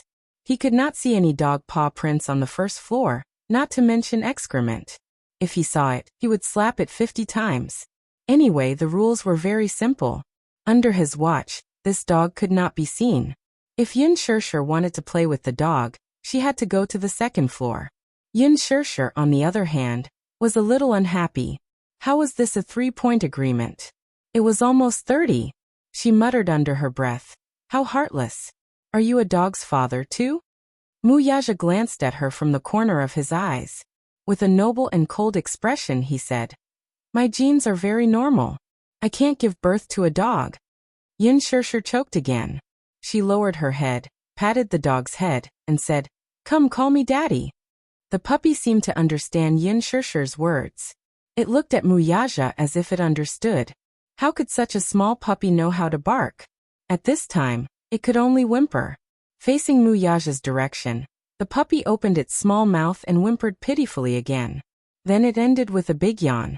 Mu Yaja was speechless. Mu Yaja, look, your son is begging you. Don't be so harsh. As it spoke, it reached out to scratch Mu Yaja's clothes. Mu Yaja remembered that the hand had touched the dog just now. Hence he felt disgusted again. He moved far away and said coldly, "Don't touch me if you don't wash your hands." Yin Shirshir said, "Baby, your daddy is disgusted with us." "Baby, right, is it a male or female?" "Male." "Are you sure it's male? I've seen it before." Yin Shirshir was still worried. She picked up the dog again and touched its penis with her fingertips. A certain man immediately said fiercely, "Don't touch." Damn it. What if this dog has some kind of germs on it? "Mommy, let's take it to the pet hospital for a bath and check if it's sick," Yu suggested. So after the family of 4 finished eating, they drove the dog all the way to the pet club. When they rushed over, they were just about to close the door and go home. When they saw Yin Shirshir rushing over with the dog, they hurriedly said, Hey miss, I'm sorry. Our shop is closed. Haha. Help me take a bath. While you're at it, you can also get a vaccine or something. Yin Shirshir said with a smile. The shop owner was dumbfounded. He had to come here to take a bath? He didn't know if such a small dog could take a bath. Besides, couldn't the vaccine be done tomorrow? Moreover, this dog was so small and dirty. It looked like it had just been picked up. They had to wait for it to adapt to the environment before giving it an injection. Just as the shop owner was about to decline, a tall figure suddenly appeared behind Yin Shirshir. Mu Yaja stood behind her with a frosty expression. His eyes were as sharp as ice blades. When he saw that the shop owner was about to close, his face darkened. He seemed to be very dissatisfied with the shop owner's actions. Hence he snorted coldly. Open the door. Oh my God. Chapter 945. The owner was so frightened by his gaze that his whole body shivered. He didn't even dare to question or refute. He turned around and fiddled with the door lock. He secretly cursed in his heart. Did this man have to be so fierce? Look at that gaze. It was as if he owed him millions. He was just opening a pet club. He wouldn't have offended anyone, right? What a scary man. Could it be that he's part of a gang? If he didn't open the door, was he going to shoot him? Thus, a certain owner who was about to go home for dinner was forced to stay in the shop and began to work hard to check the dog. Fortunately, although the dog was abandoned, it had all 4 limbs and was very healthy. It was already more than 3 months old. However, the breed of dogs was small, so this dog wouldn't grow much bigger. It was a cute little Pomeranian. It had caught a slight cold because it was caught in the rain. After bathing the dog, trimming its hair, giving it a shot of vaccine and deworming, it was done. Yin Shirshir carried the clean puppy and looked left and right. The puppy was adorable after its bath. It had a pair of big, bright eyes, beautiful fur, and pointy ears. It was very cute. This time, she was finally satisfied. Mu Yaja threw down the money and was about to leave, but the owner was an honest man. Seeing that the money was too much, he couldn't help but say kindly, "Sir, you gave a little too much money." Mu Yaja suddenly turned around and glared at him. "Take it. Don't talk nonsense." The owner was smart again. He was just short of answering a general's order in the army. Li Zheng slightly relaxed. Yes, on this end, Yin Shirshir was satisfied. Since the dog was well, she was naturally in a good mood. She bought some cute supplies from the pet club and busied herself on the 2nd floor for a long time before she finished decorating the kennel. Yin Shirshir looked at the kennel she had decorated and felt that it was very warm. Thus, she happily put the puppy in. At first, the dog wasn't used to it, but after a while, it got used to it and liked the bedroom Yin Shirshir decorated. Thus, she excitedly fed it. She busied herself for half a day on the 2nd floor, fiddling with it for a long time before she reluctantly walked down. Just as she walked down the stairs, Yin Shirshir heard the dog's uneasy barking. It seemed that it had lost its sense of security after leaving Yin Shirshir, or it was afraid of the dark like Yin Shirshir. In short, it was restless. Yin Shirshir was also flustered by the puppy's pitiful cries. She turned back to look at it 3 times with every step. In the end, she could not bear it any longer and ran toward the kennel, shouting, "Little Zhezha." Little Zhezha, that seemed to be the name she gave to this puppy. Mu Yaja, who was sitting on the sofa and reading the financial newspaper, could not help but turn ashen. This woman, did she have to give the dog such a name? It was really ear-piercing to him. Yin Shirshir stayed on the 2nd floor and didn't come down. Mu Yaja was a little dissatisfied. He thought sourly in his heart that he was regretting taking in this damn male dog. This woman was too much. She only had so little time after work, and now she gave it all to this stupid dog. He didn't know what was so good about this damn dog. Was it as handsome as him? Was it as rich as him? Was it as charming as him? Chapter 946. Mu Yaja gritted his teeth and thought, find a chance. Oh no. When Yin Shirshir wasn't around, he would kick this stupid dog out, so that it wouldn't interfere with his private life. After a long time, Yin Shirshir reluctantly walked downstairs. She saw Mu Yaja sitting on the sofa, looking a little unhappy. She seemed to have thought of something, so she sat beside him with a smile and leaned on him coquettishly. Mu Yaja couldn't help but glance at this little woman coldly. Why? Did this woman finally know how to be grateful to him? She also knew that she had neglected him. She also knew how to curry favor with him.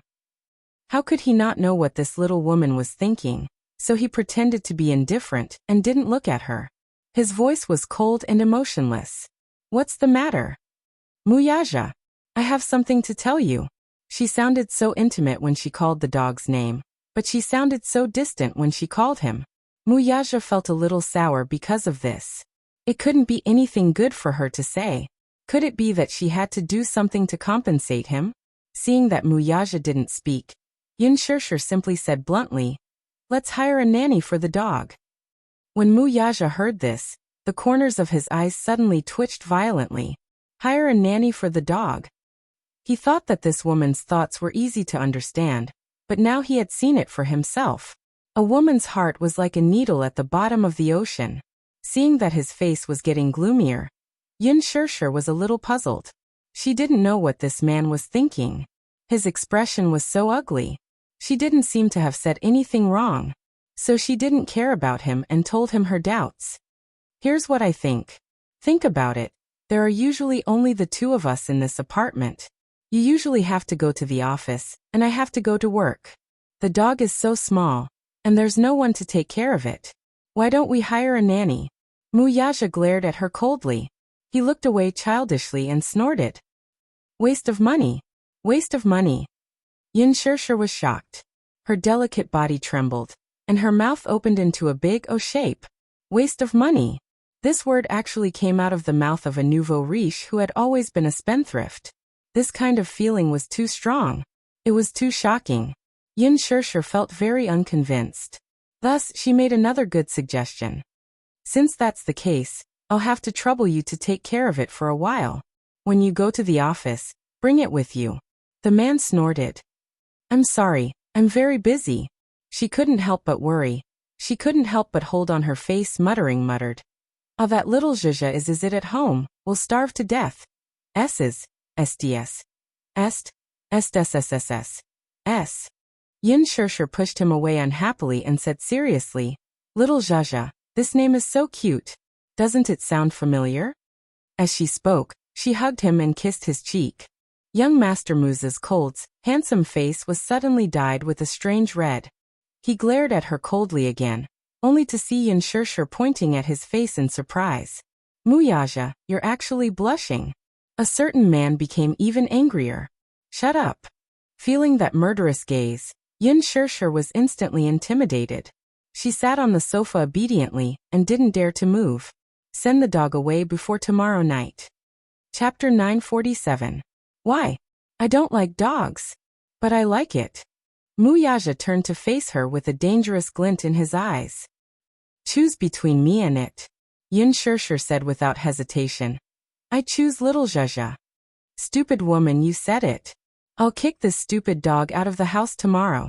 After saying that, he stood up. Yinshirshir watched as Muyaja walked into the study and slammed the door loudly. She couldn't help but be amused by him. Was this man jealous? How childish of him to be so serious with a puppy. Speaking of which, he had made an agreement with Yinshirshir. Young Master Mu had said that no matter what, that stupid dog couldn't come downstairs. But today this rule was broken by a certain woman. Early in the morning, Muyaja opened his eyes and met a pair of blinking dog eyes. After being stunned for a moment, he was completely stunned. That stupid dog saw that he was stunned and found it interesting, so it stuck out its pink and tender tongue and licked the tip of his nose. This lick caused trouble. Muyaja's morning temper and his misophobic eyes exploded. His hands immediately grabbed the dog's neck tightly, ruthlessly ravaged. When he thought that dogs couldn't change their habit of eating shit, he thought of that especially dirty tongue. But now this stupid dog actually used such a dirty tongue to lick him. Damn it. The dog's neck was choked by him just like that. Although he didn't use much strength, it was such a small dog after all. This bit of strength was enough to make it suffer. Therefore, in addition to being frightened, they let out a series of tragic howls. The dog mother who heard the news was still making breakfast when she saw the man and dog staring at each other. She was nervous and didn't know whether to laugh or cry. Without thinking, she rushed over to save the puppy that was in deep trouble. She slapped the man hard and said angrily, Muyaja, let go of me. I'm going to die. It took a lot of effort to separate them. Yin Shirshir hugged the dog, who was about to roll his eyes, and said angrily, Muyaja, what are you doing? Why was he so ruthless? If I came a step later, little Ju would have been strangled to death by you. Muyaja glared at her and snorted coldly. Just in time. Let's have dog stew tonight. Yin Shirshir murmured, how can you be so vicious? It seemed that not only was this man's mouth poisonous, his heart was poisonous as well. Muyaja looked straight at her, squinted his eyes and said faintly, I clearly remember. We have agreed on 3 points. This dog cannot come downstairs. When Yin Shirshir heard this, she couldn't help but feel guilty. She stuck out her tongue, turned around and ran away. When Muyaja sat at the dining table, the dog had already been coaxed upstairs by Yin Shirshir. The man didn't seem to be in a good mood. Oh, that wasn't important. What was important was that he didn't vent his anger on her. Yin Shirshir also knew that she had indeed gone overboard. She saw that the dog was so cute, clean and fragrant. She wanted to take the opportunity to build a good relationship between the father and son. In the end, she didn't expect Muyaja's misophobia to act up. It was too scary. Chapter 948. Muyaja glanced at her coldly from the corner of his eyes. He narrowed his eyes and said in a low voice, I think you've misunderstood something. Yin Shirshir was stunned. What? It's not that I dislike dogs. I just don't like dogs at all. Of course, dog meat is an exception. After he said that, he glanced at Yin Shirshir meaningfully. His words were actually a little threatening. But to be honest, he really didn't eat dog meat. At most, he was just scaring a certain silly woman. Yin Shirshir was obviously frightened by his words. She quickly said, What are you doing? What evil intentions do you have? You're not going to do anything to little Ja, are you? Muyaja raised his eyebrows. I haven't done anything yet. If I eat it, what can you do? Yin Shirshir was a straightforward person. In her anxiety, she said something shocking. Damn it. I'll eat you. Muyaja was stunned. Then he revealed a teasing and devilish smile. All right, I'd like to see how you're going to eat me. Yin Shirshir did not react to his words at first, but when she saw the playful look in his eyes, no matter how stupid she was, she finally understood what he meant. A strange blush crept up her cheeks, and she turned her face away in embarrassment and anger, refusing to look at him again. Muyaja thought that this woman was really too cute. She was even cuter than a dog. He hadn't even done anything yet, and she was already blushing. Thinking about that, he couldn't help but chuckle. Seeing him laugh, Yin Shirshir felt even more unnatural. Thus, she stuffed a piece of bread into his mouth and said with a frown, Eat your breakfast. Go to work after you're done. After breakfast, Yin Shirshir stood at the door with the puppy and the pet kennel. She looked at Muyaja, who was wearing a suit leisurely. She opened her mouth to say something but stopped herself. It wasn't until Muyaja walked to the door and glanced at her from the corner of his eyes. Just as he was about to leave, Yin Shirshir finally threw caution to the wind and spoke. That. Muyaja stopped in his tracks and started to nitpick. Who's that? Yin Shirshir was at a loss for words. She was stunned for half a second before she corrected herself. It was rare for them to call each other so intimately. Muyaja was satisfied with this title. Seeing the smile on his face, Yin Shirshir hurriedly walked forward and said with a smile, My company doesn't allow dogs. Muyaja's attitude was very indifferent. Oh so. Yin Shirshir pointed at the dog. Do you think you can do it? Muyaja turned around and looked at her thoughtfully. Then he said coldly, My company also prohibits employees from bringing pets. Yin Shirshir hurriedly walked forward and tidied his tie and clothes. She blinked her eyes and pretended to be cute. She pouted and said coquettishly, Muyaja, you're the boss anyway. You're the big boss. No one dares to say anything if you bring a pet. Muyaja narrowed his eyes and said, The company's CEO is taking the lead to violate the rules and regulations. Yin Shirshir was speechless. She clicked her tongue. Is it that serious? Muyaja said, Yes. Yin Shirshir was a little sympathetic. That's because you're not imposing enough. Under normal circumstances, even if the boss brings a lion, tiger, elephant, or even a woman to work, the employees wouldn't dare to bring a little hamster. Mu Yaja said, "Women are pets too." Yin Shirshir said, "Little Zhezhe isn't a pet either. He's your son." Chapter 949. Yin Shirshir's coaxing and pestering were all to no avail. She hugged the dog and refused to let go. If she really left the dog alone at home, it would definitely starve to death. How could she bear to see the puppy suffer at such a young age? Hence, she clenched her teeth and grabbed the corner of Mu Yaja's shirt pitifully. She shook the corner of his shirt and said, "Daddy." Her words had hit the nail on the head. Mu Yaja turned his head slowly and glanced at her. Yin Shirshir pursed her lips and made up her mind. She raised the dog in front of him and said, "Take it in for a while. I'll agree to one condition." Mu Yaja looked at her for 3 seconds and suddenly asked, "Anything?" Yin Shirshir nodded vigorously. Mu Yaja said, "One is not enough. I want 3. Yin Shirshir's eyes widened in astonishment. "Why are you still bargaining?" Mu Yaja raised his eyebrows. "Why? You don't want to?" After that, he pretended to leave. Yin Shirshir hurriedly pulled him back. She gritted her teeth and said, "Fine. 3 it is. You have to treat it well. You're not allowed to starve it or hit it." Mu Yaja did not reply, which meant that he had agreed. "Send it to my car." Yin Shirshir giggled and carried the dog into the car. Her eagerness finally made Mu Yaja lose his composure. He did not know whether to laugh or cry. Mu Yaja first sent Yin Shirshir to the company. When he arrived at the company, the security guard opened the car door. Mu Yaja threw the keys into his hand and asked him to park the car as usual. When he got out of the car, he seemed to have thought of something. He turned around and instructed the security guard, "Send that stupid dog to my office." "Yes, CEO Mu." When Minyu escorted the puppy to the CEO's office, it attracted a lot of attention. Special Assistant Min, is that a puppy you're holding? Isn't it forbidden to bring pets to work? Special Assistant Min, you're taking the lead in violating the company's rules. Minyu replied, "This is the CEO's dog. He asked me to bring it to the office." As soon as he said that, the employees instantly changed their expressions and exclaimed, "Oh, not only is Chairman Mu handsome, even his puppy is so cute. Yes, what a cute dog. I didn't expect President Mu to be so kind. I heard that men who like small animals must be very gentle inside." Minyu fell silent. Little Zhezhe was sent to the CEO's office. In the morning, Mu Yaja had 2 board meetings. Naturally, Minyu had to follow him and take notes. Before the meeting, Minyu fed the puppy some water. Little Zhezhe was obviously frightened to be in an unfamiliar environment. Its whole body was trembling. It raised its small and cute head and looked at Minyu as if he was a demon king. Its body was trembling even more.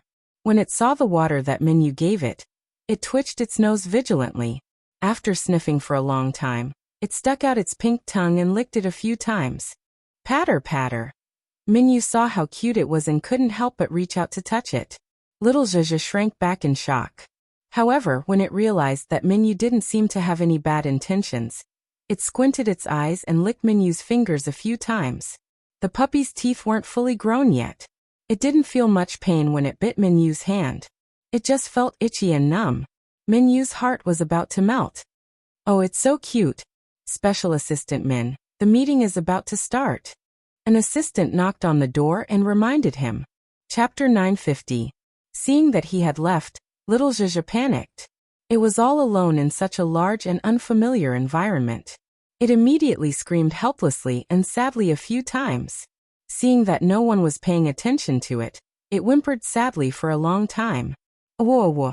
It covered its mouth and cried like a baby. Seeing that no one was paying attention to it, Little Zhezhe curled up in a corner and closed its eyes. Not long after, it woke up again and stood up clumsily. Its 2 chubby little paws rested on the edge of the box, and its 2 little legs rubbed against the box as if it wanted to climb out and explore this unknown and mysterious world. But its legs were short, weren't they? It could not climb out no matter how hard it tried.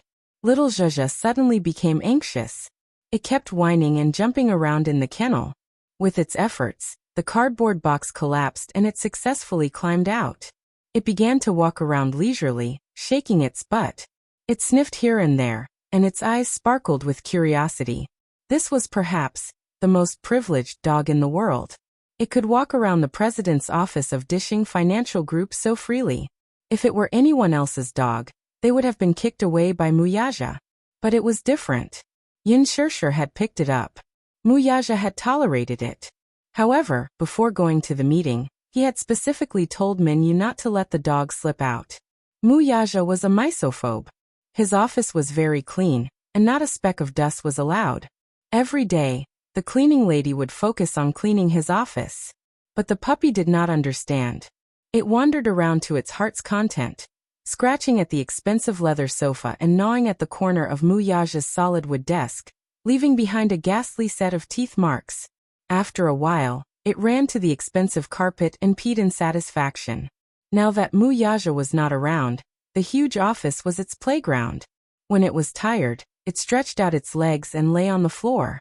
However, after a few seconds, it stood up restlessly. Suddenly, it ran to the door and scratched at it eagerly, as if it wanted to go out. But who would care about it now? It seemed to be impatient as its two claws madly scratched the solid wooden door. However, seeing that no one was paying attention to it, it could no longer hold it in. It circled around on the spot, its nose twitching as it constantly made sniffing sounds. Finally, its small body quivered, and it arched its back. Its four limbs moved closer, and its butt trembled violently. Then, with a poof, it defecated a pile of smelly feces. This time, it finally felt comfortable.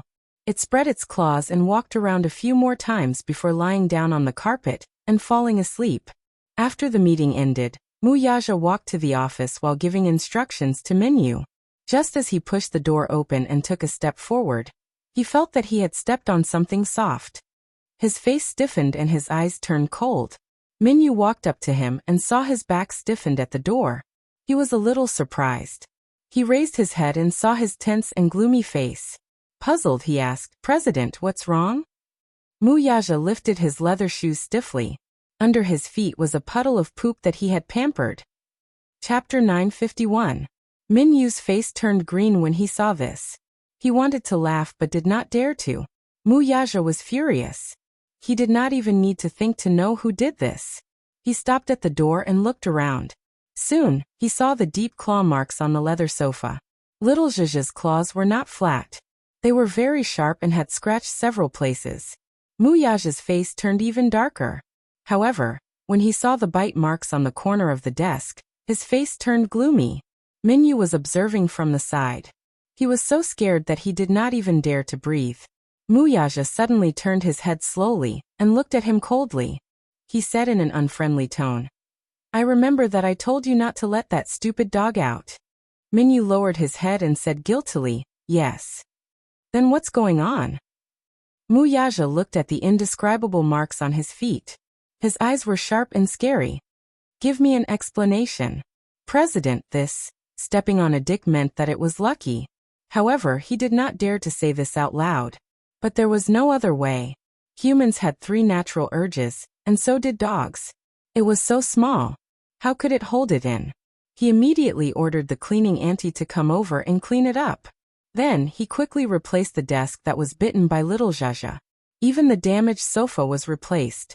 Then, his assistant hurriedly bought a new pair of leather shoes. As for the shoes that had stepped on a dick, they naturally had to be thrown away.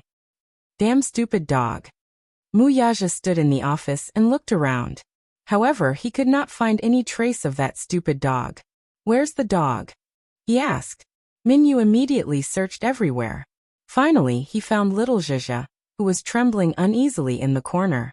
He brought the puppy in front of Muyaja. Muyaja stared at it coldly. He wanted to flare up a few times, but he held it back.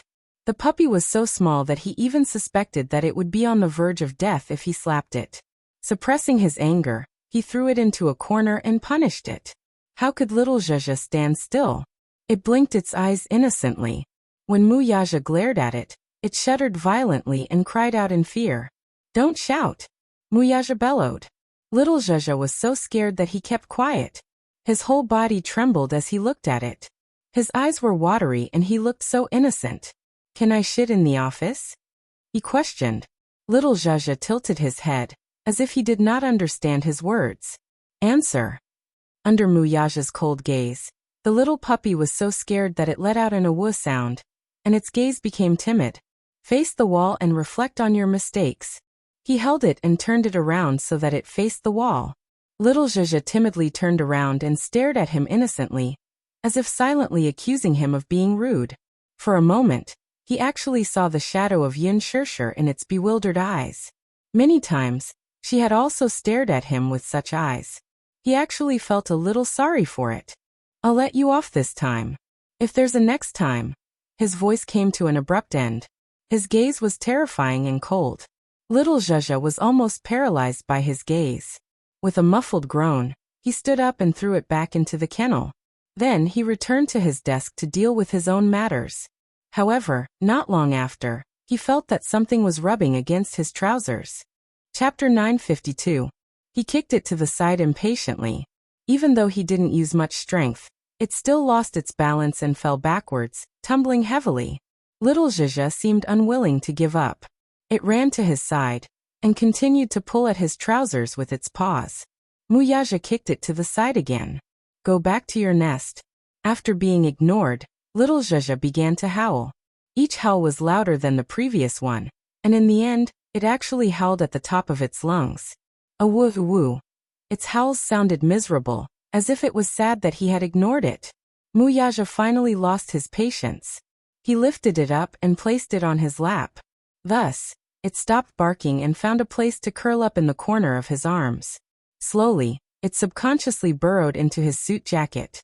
The office was air-conditioned. It obviously felt cold. Muyaja's face was so dark that it was unreasonable. What was wrong with him? Why did he promise that stupid woman to bring this stupid dog to work? He couldn't concentrate on his work for the whole day because this stupid dog always seemed to have a way to make him angry.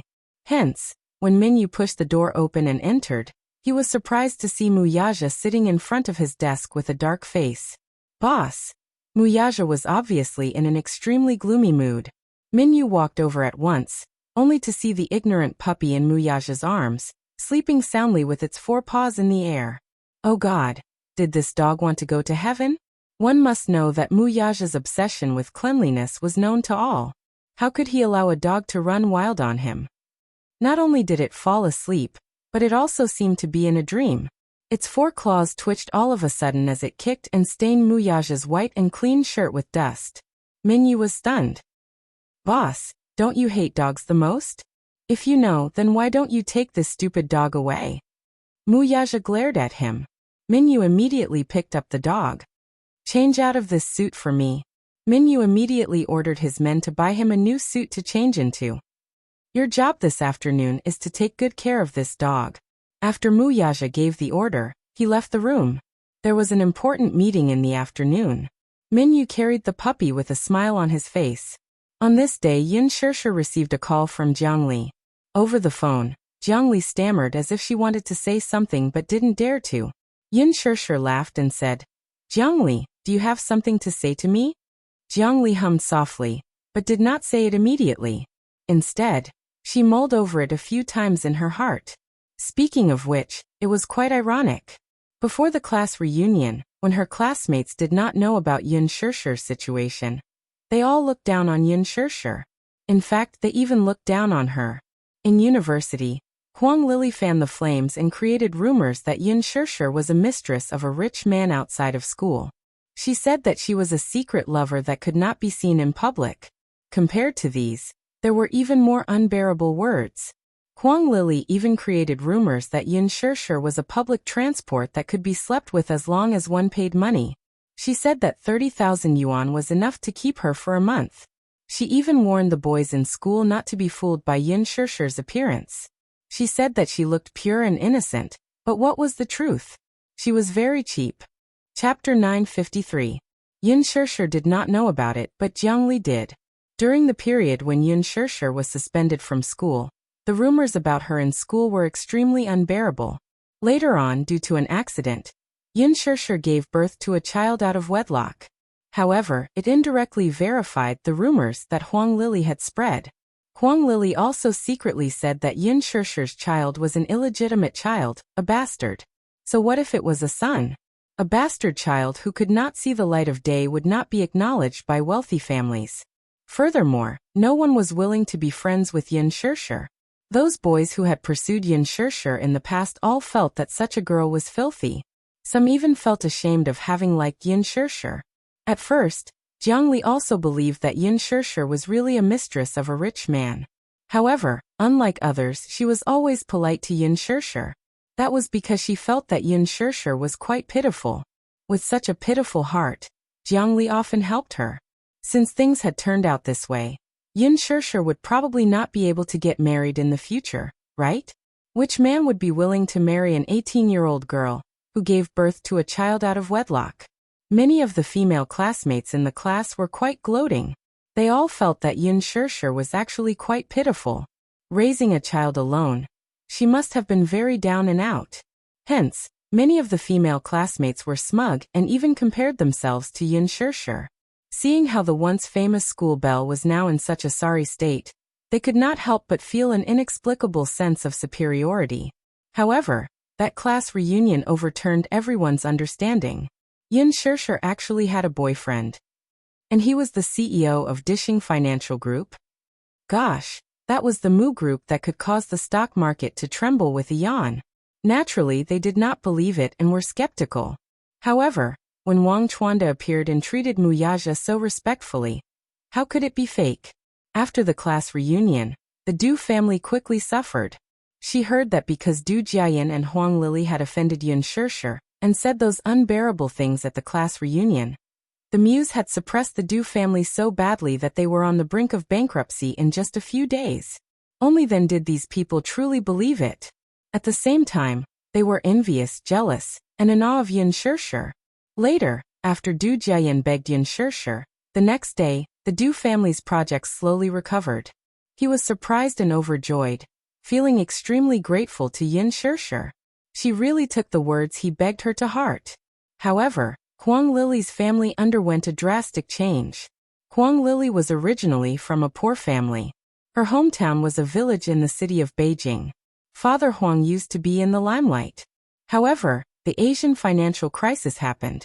His business was destroyed and his factory closed down.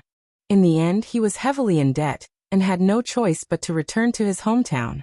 Later, Huang Lili hooked up with Du Jiayan. Under the Du family's arrangement, Father Huang became the village secretary. Although it was not as glorious as before, it was still smooth sailing for him. However, recently, Father Huang was anonymously reported for abusing his position and embezzling more than 1 million yuan. Not only that, Father Huang even embezzled the government's poverty support fund. The total embezzlement amounted to several million yuan. The village in the city was a poverty-stricken county that was heavily supported by the capital. The annual support fund amounted to several million yuan. Father Huang's case was especially serious.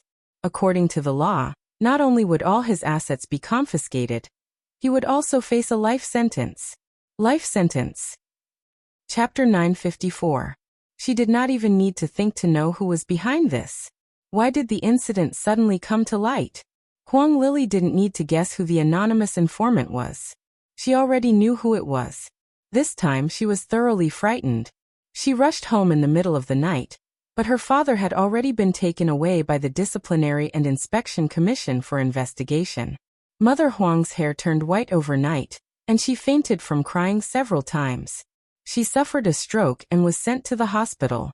She was still in a coma and was still under observation. All of her family's assets were frozen. Huang Lili had no choice but to use the little savings she had to pay for her mother's medical expenses. Now she was penniless. This was what it meant to be at the end of one's rope. Mother Huang still needed follow-up treatment, and the cost was high. If she was not treated in time, she would be in danger of becoming a vegetable. Huang Lili was so frightened that she did not know what to do. She called Du Jiayan for help, but he coldly rejected her. Huang Lili, you still have the cheek to call me? We've already broken up. Don't call me again to bother me. Because of you, the Du family suffered so much. Isn't that enough? Huang Lili begged softly. Jiayan, on account of our friendship, can you help me this time? You still have the cheek to talk about friendship with me? Her words made Du Jiayan furious. Because of you, the Du family almost went bankrupt. What about you? What did you do? Huang Lily, you're the one who broke up with me. Since you can't bear the hardships with me, why should I help you now that you're in trouble? You reap what you sow. If it weren't for your vanity and offending someone you shouldn't have, would you end up like this? The Du family has yet to recover and can't even protect itself. You should take care of yourself. With that, he hung up the phone. When Huang Lily tried calling him again, she was told that she could not get through. She had probably been blacklisted by him. The next day, the hospital sent another reminder. The money she had saved in the hospital was not enough to cover the medical expenses, and she had already owed several bills. At her wit's end, she naturally did not dare to look for Yin Shishir personally. Thus, she sought out Jiang Li, hoping that the latter could plead for mercy from Yin Shishir on her behalf on account of the fact that they were once classmates. She hoped that the latter would be merciful and not force the Huang family into a corner. Jiang Li rejected her at first. However, Huang Lily was exhausted from crying. She even said that if this went on, she would be too ashamed to continue living if her father and her mother's. Jiang Li's heart softened and she agreed. However, after dialing Yin Shishir's number, she to speak. Shishir, have you heard about what happened to Huang Lily? What's the matter? I heard that Huang Lily's father was reported anonymously. It was said that he was corrupt and took bribes. The amount of money he received was several million.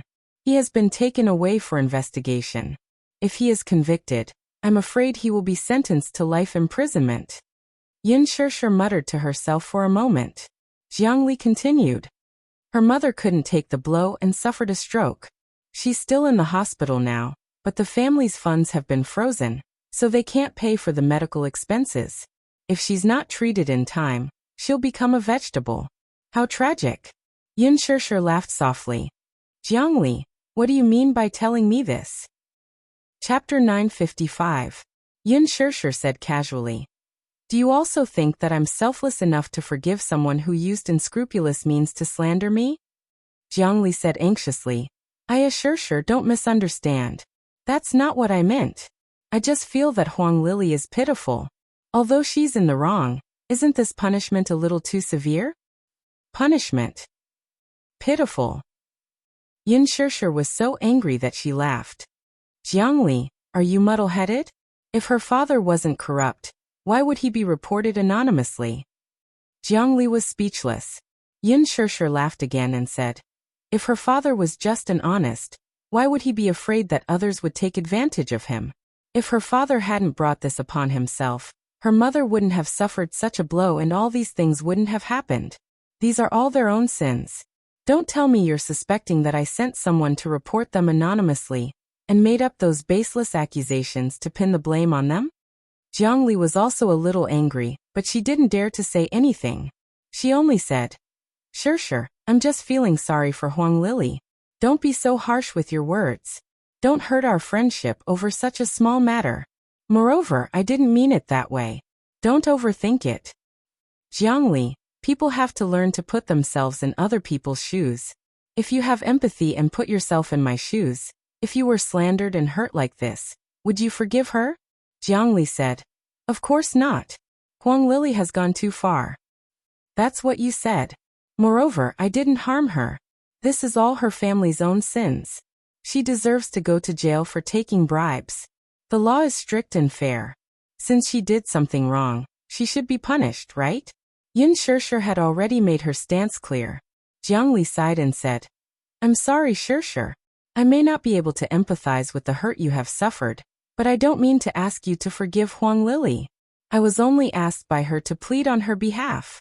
Since you've made your stance clear, then this matter will end here. I won't mention it again.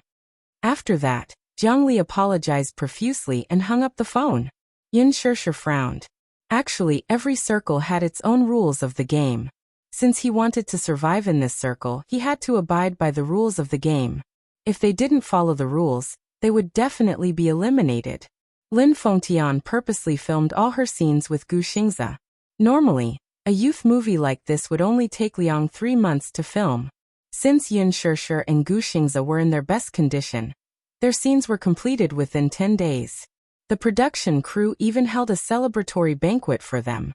Yin Shirshir and Gu Xingzi took a selfie and posted it on the internet, announcing that they had finished filming their scenes. The fans of the original novel were excited and looked forward to the release of the movie. Yin Shirshir couldn't help but feel a little absent-minded after working on the set for more than 2 months.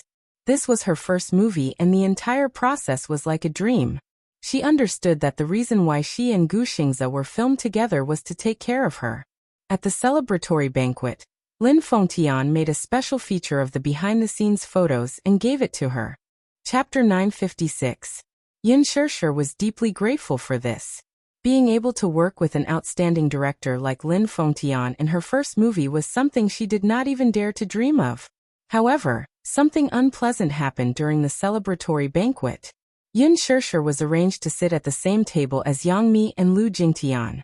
During the banquet, when Lu Jingtian stood up to make a toast, she accidentally spilled the red wine in her hand on her. This sudden attack caught her off guard. Yin Shirshir's body stiffened slightly as her gaze fell on her dress. The bright red wine spilled on her dress, causing it to bloom like a flower.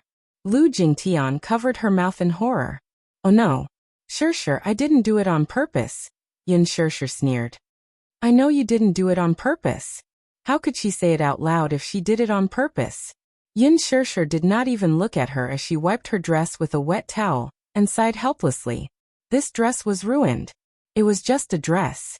If it got dirty, she could just throw it away. Hence, she got up and returned to the nanny van, only to find Lu Jingtian following closely behind her. She turned around warily and squinted her eyes. "Why are you following me? Yin Shirshir, you seem to be very pleased with yourself." Lu Jingtian sneered.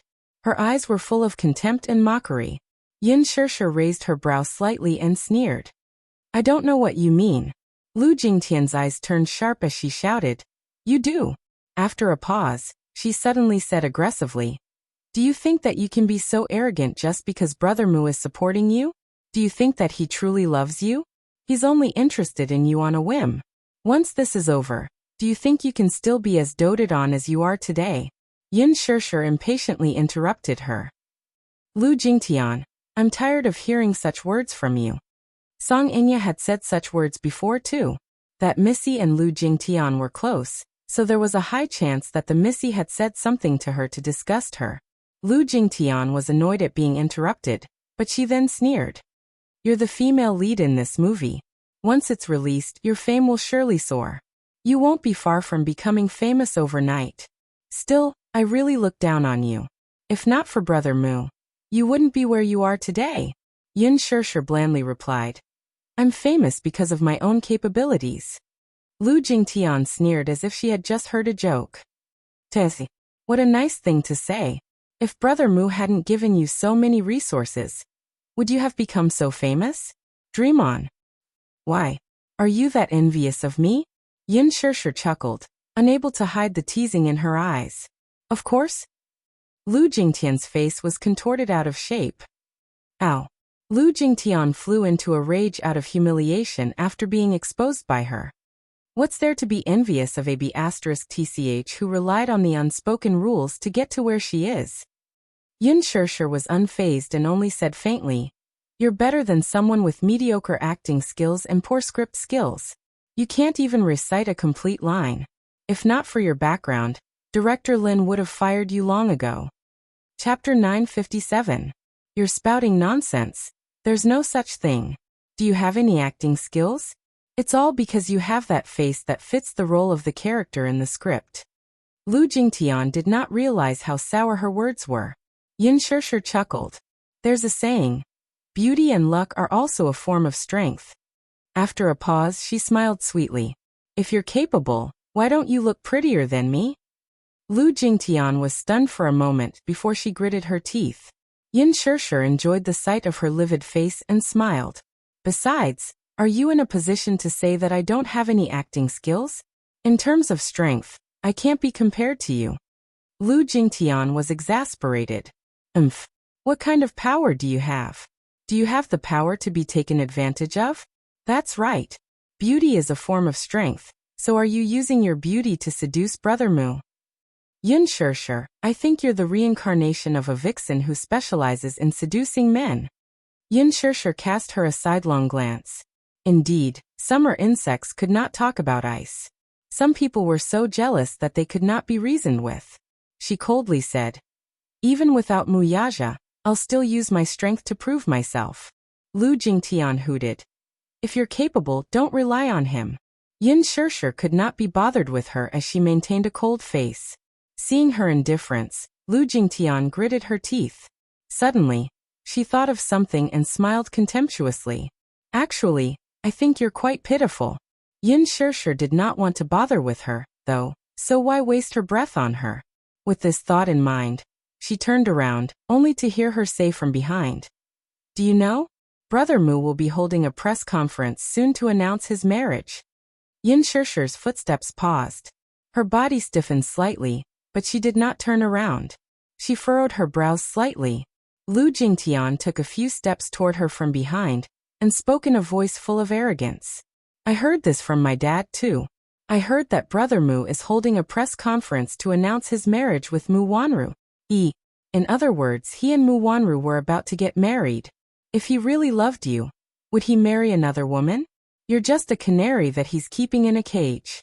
He'll play with you when he's happy, and when he's tired of you, it's nothing more than that. That's why I feel sorry for you. You see him as your entire world, but he only sees you as a plaything. Do you really think he cares about you that much? Lu Jingtian was also in love with Muyaja, but to her, Muyaja was undoubtedly high and mighty. She knew that Muyaja and her were like heaven and earth. In her heart, he was like a god. But why? Why was Yin Shirshir able to occupy his heart? Receive all of his love? What right did Yin Shirshir have to have what she couldn't have? Yin Shirshir was silent for a long time. Muyaja is going to hold a press conference to announce his marriage? Why didn't he mention this to me? She did not believe that Muyaja would announce his marriage with Mu Wanru at a press conference. But if he had other intentions, he should explain it to me clearly, should he not? Yin Shirshir suddenly clutched the corner of her shirt as a conflicted look flashed across her eyes. You see him as your entire world, but he only sees you as a plaything. Was that so? Was that really the case? On the island in the middle of the lake, he had created a mysterious romance for her. In her impression, a man like him had never put in so much effort for anyone. Chapter 958. He had also made a vow to dote on her legitimately. Every time they were intimate, she would look at him with a doting gaze that couldn't be faked. Could it be that those were all lies? Did he do all this for her to deceive her feelings? No way, right? Words could deceive the heart. However, the emotions in his eyes couldn't be deceived no matter what. She regarded him as her whole world.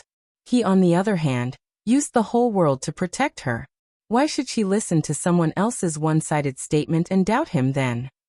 Yin Shirshir turned around expressionlessly and sneered when she saw the smug look on the other's face. Lu Jingtian was taken aback when she saw her laughing instead of being angry. You're really thick-skinned. How can you be so cheap and still laugh shamelessly? Yin Shirshir's eyes were full of contempt as she coldly said, Lu Jingtian, you're the pitiful one, aren't you? What? Do you know how Muyaja treats me? Do you know how he feels about me? Lu Jingtian choked hard. Yin Shirshir's lips curled into a smile that she found extremely dazzling. Like is different from love. Love is unconditional trust, so I believe him. As for you, who are you?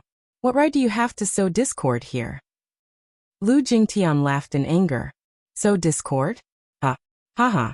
You're really pitiful. It seems that you won't shed tears until you see the coffin. I'm really looking forward to the day you're abandoned. You must be in a sorry state. All right then. Let's wait and see. Yin Shirshir said nonchalantly. Lu Jingtian's smile disappeared at her words, and she became angry out of humiliation. Yin Shirshir, however, merely smiled and turned to leave. She clenched her fists tightly, feeling a nameless fire in her heart. She was so angry that she lost her rationality. She actually took a few steps forward and grabbed Yin Shirshir's arm. You're not allowed to leave. Did I say you could leave? I'm not done yet.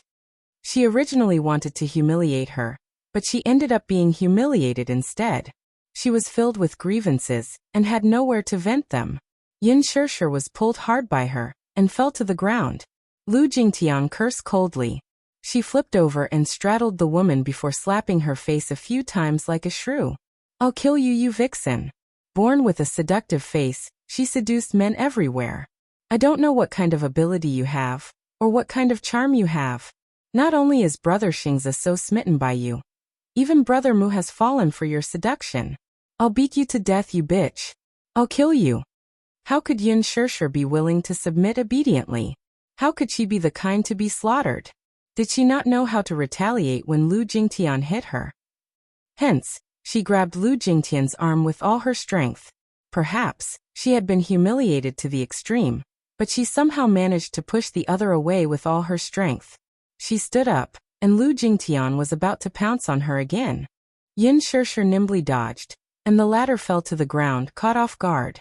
Yin Shirshir then turned around and pinned her down, strangling her neck. Ah! How dare you strangle me? Lu Jingtian cursed. Her usual ladylike demeanor in the production team was gone, and she was like a crazy shrew. Chapter 959. Yin Shirshir returned all the slaps she had received from her earlier, and gave her a few hard slaps. If you like him, compete with him openly.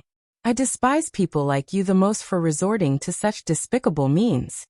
With that, Yin Shirshir gave her a few more slaps without hesitation. Lu Jingtian's legs kicked wildly, but Yin Shirshir suddenly choked her with a little force. Don't move. Yin Shirshir threatened angrily. Lu Jingtian's face flushed red, but she still glared at her defiantly. However, when she felt a suffocating sensation on her neck, she widened her eyes in disbelief. This woman is really using all her strength to choke me. I can't breathe. Lu Jingtian's hands clutched her wrists tightly, her sharp nails leaving deep bloody marks on the back of her hands. Yin Shirshir, on the other hand, did not seem to be afraid of pain or the woman's threatening gestures. Seeing that the latter was still cursing and swearing, she increased the strength in her hands. Lu Jingtian felt suffocated and could no longer utter a word. It was as if she would faint in the next second. Yin Shirshir saw that her face was flushed red, as if blood was about to drip out, and loosened her grip slightly. She had only pinched her to scare her. She wanted her to know that she was not to be trifled with even if she was usually docile. Lu Jingtian, I'm warning you. I won't attack unless I'm attacked, but if someone attacks me, I won't tolerate it to the end, either. With that, Yin Shirshir stood up, glared at her coldly, and walked away swiftly. Lu Jingtian got up from the ground, feeling aggrieved and afraid. Tears streamed down her face and wet her clothes. Yin Shirshir's gaze earlier was too scary. Now that she thought about it carefully, she was both shocked and frightened. Yin Shirshir was really bold. How dare she strangle her? She had never been hit by anyone at this age. Even when she made a mistake when she was young, her parents could not bear to hit her. This Yin Shirshir was the first person who dared to lay a hand on her. At the thought of this, she was overwhelmed with grievances. She originally wanted to go back to the celebration party, but now she was angered by Yin Shirshir. Her dress was dirty, and she was in a sorry state. Besides, she had lost her appetite, so she went straight to the lounge, picked up her phone and called her niece. The moment the call got through, she burst into tears. Song Inya was startled by her cries and hurriedly inquired about what had happened. The two of them were best friends from junior high school to university, and their relationship was very close. Lu Jingtian recounted what had happened to her niece with exaggerated details. She could not stop complaining. Enya, she actually hit me and even pinched me. You didn't see how overboard she was. She really pinched me hard. Song Enya consoled her for a while, only to hear the other lashing out indignantly. Enya, how could there be such a disgusting woman in this world? This woman is really disgusting. What right does she have to shout at me? She even said that we'll wait and see. I'm really looking forward to seeing her fall to rock bottom. I really want to see how down and out Brother Mu is when he abandons her. Jingtian, don't be sad. Did she really pinch you? Song Inya was still in disbelief. Chapter 960. Song Inya was furious. Yin Shirshir was really arrogant to dare offend them. Last time it was her, and this time, it was Lu Jingtian. How could she be so arrogant? Hence she said to Lu Jingtian, Jingtian, don't be sad. Don't worry, I'll definitely avenge you. Okay. Lu Jingtian asked with teary eyes. How do you plan to take revenge? Just listen to my arrangements when the time comes. Back home, Yin Shirshir went to the bathroom to take a shower. Her body was stained with mud from the scuffle with Lu Jingtian earlier. She washed her body carefully and changed into a white dress. Standing in front of the mirror, she lowered her head to look at her arm. The bloody scratches caused by Lu Jingtian were gradually fading, and there was a scratch on the back of her hand from the latter's nails.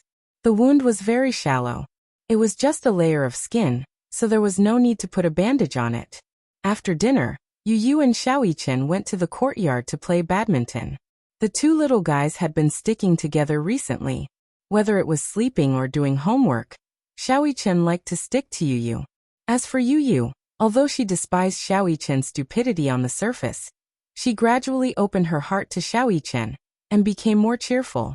Yin Shirshir sat on the sofa, recalling Lu Jingtian's words in her mind. She felt inexplicably vexed. When Mu Yaja returned from the office, he opened the door and saw her alone on the sofa. The lights in the living room were off, and she was leaning against the corner of the sofa quietly. It seemed that she had fallen asleep. He walked to her side and turned on the lights, which woke her up. She opened her eyes, still in a daze. Her eyes were half open, and she seemed to be in a daze. She looked very innocent. However, because of her pair of seductive peach blossom eyes, she looked lazy and seductive. Seeing that he had returned, she immediately sat up and raised her head to look at him. With a faint smile, she said in a hoarse voice, "You're back." He glanced at the table and asked, "Have you eaten?" "Yes, I have," she suddenly added. "You went to play badminton with Xiaoyichen." As she spoke, she looked behind him. Where's the dog?" Mu Yaja said. "In the courtyard playing with two little guys." "Oh." He sat down on the sofa and saw that her hair was slightly messy, so he reached out and tucked a few strands of her hair behind her ear. His touch quickly scalded the tips of her ears. They were red, as if she was shy. Yin Shirshir suddenly remembered what had happened today. She pursed her lips and wanted to ask something. She tentatively opened her mouth, but didn't know where to start. Mu Yaja saw the strange expression on her face. He couldn't help but raise his eyebrows. "What's wrong? Why do you look so pale?" Today the production team held a celebration party. Yin Shirshir looked at him and opened her mouth. She wanted to say something but stopped herself. In the end, she didn't say anything. She also didn't ask about the media conference. Since she had chosen to believe him, she would believe him unconditionally until the end. Although she didn't understand the purpose of his media conference, she didn't believe that he would announce his marriage with Mu Wanru. Although she didn't understand why he kept her in the dark, she believed that he had his reasons for doing so. Chapter 961. Thus she looked up and smiled. "Let's go for a walk." There was a very beautiful river in Beijing. At night, the riverside would be lit up with warm neon lights. It was very beautiful. Standing by the riverside and leaning against the railing, one could see the tallest building in Beijing. It was the symbol of Beijing, a colorful television tower. Both of them were extremely busy and rarely had time to take a leisurely stroll together. Mu Yaja had pushed off many things today, so he finally had some free time. The neon lights of the night market. Yin Shirshir held on to Mu Yaja's arm as they walked. She saw many young couples sitting on the benches by the riverside, snuggling together and whispering sweet nothings. It was very romantic. It suddenly occurred to her that she and he seemed to have had very few serious engagements. Thus, she tugged at Mu Yaja's sleeve and said with a smile, "Mu Yaja, go on a date with me." Upon hearing this, Mu Yaja followed her line of sight and smiled faintly. "We're already an old married couple. Yet you still want to learn how to date like a youngster?" Yin Shirshir's face darkened, and she muttered unhappily, "We're not old. I'm only 24. I'm not old yet. Also, who's an old married couple with you? We've been together for so long, and we've never gone on a date like other couples." "Alright then. How do you want to go on a date?" Yin Shirshir was unhappy. "Why does it seem like I'm forcing you?" Mu Yaja saw her aggrieved face and was amused. He crossed his arms and asked, "Then Miss Yin Shirshir, are you willing to go on a date with me?" Yin Shirshir couldn't help but be amused. However, she restrained her smile and said reservedly, "I'll reluctantly agree." She couldn't help but think how blissful it was for them to be able to go on a date like a normal couple. If at this time, the two of them could sit side by side on a bench by the river and admire the beautiful night scenery, she would be very satisfied. Yin Shirshir was about to pull Muyaja over to the bench, but she suddenly noticed that this guy was looking at a couple not far away with a thoughtful expression. She followed his line of sight and saw a couple hugging and kissing each other intimately. The woman's clothes were half removed to her shoulders, revealing her sexy spaghetti strap, while the man's hands were unscrupulously reaching into the woman's clothes, caressing her with abandon. The two of them acted intimately as if no one else was around, occasionally letting out suppressed gasps. The two of them were so engrossed in their kiss that they didn't seem to mind the scrutiny of the passers-by. The battle was getting more and more intense. Could it be that the two of them were going to put on a show of passion on the streets? So explosive. Yin Shirshir blushed, and her heart raced as she watched. She quickly turned her head away, and didn't look anymore. Muyaja turned his face. His eyes were calm as he sized up Yin Shirshir's awkward expression. His lips curled into a sinister smile as he whispered in her ear, "I heard that this method makes it easier for people to feel sweet passion. Why don't we give it a try?" Yin Shirshir almost spat out a mouthful of blood. Her face burned even hotter. What are you trying to do?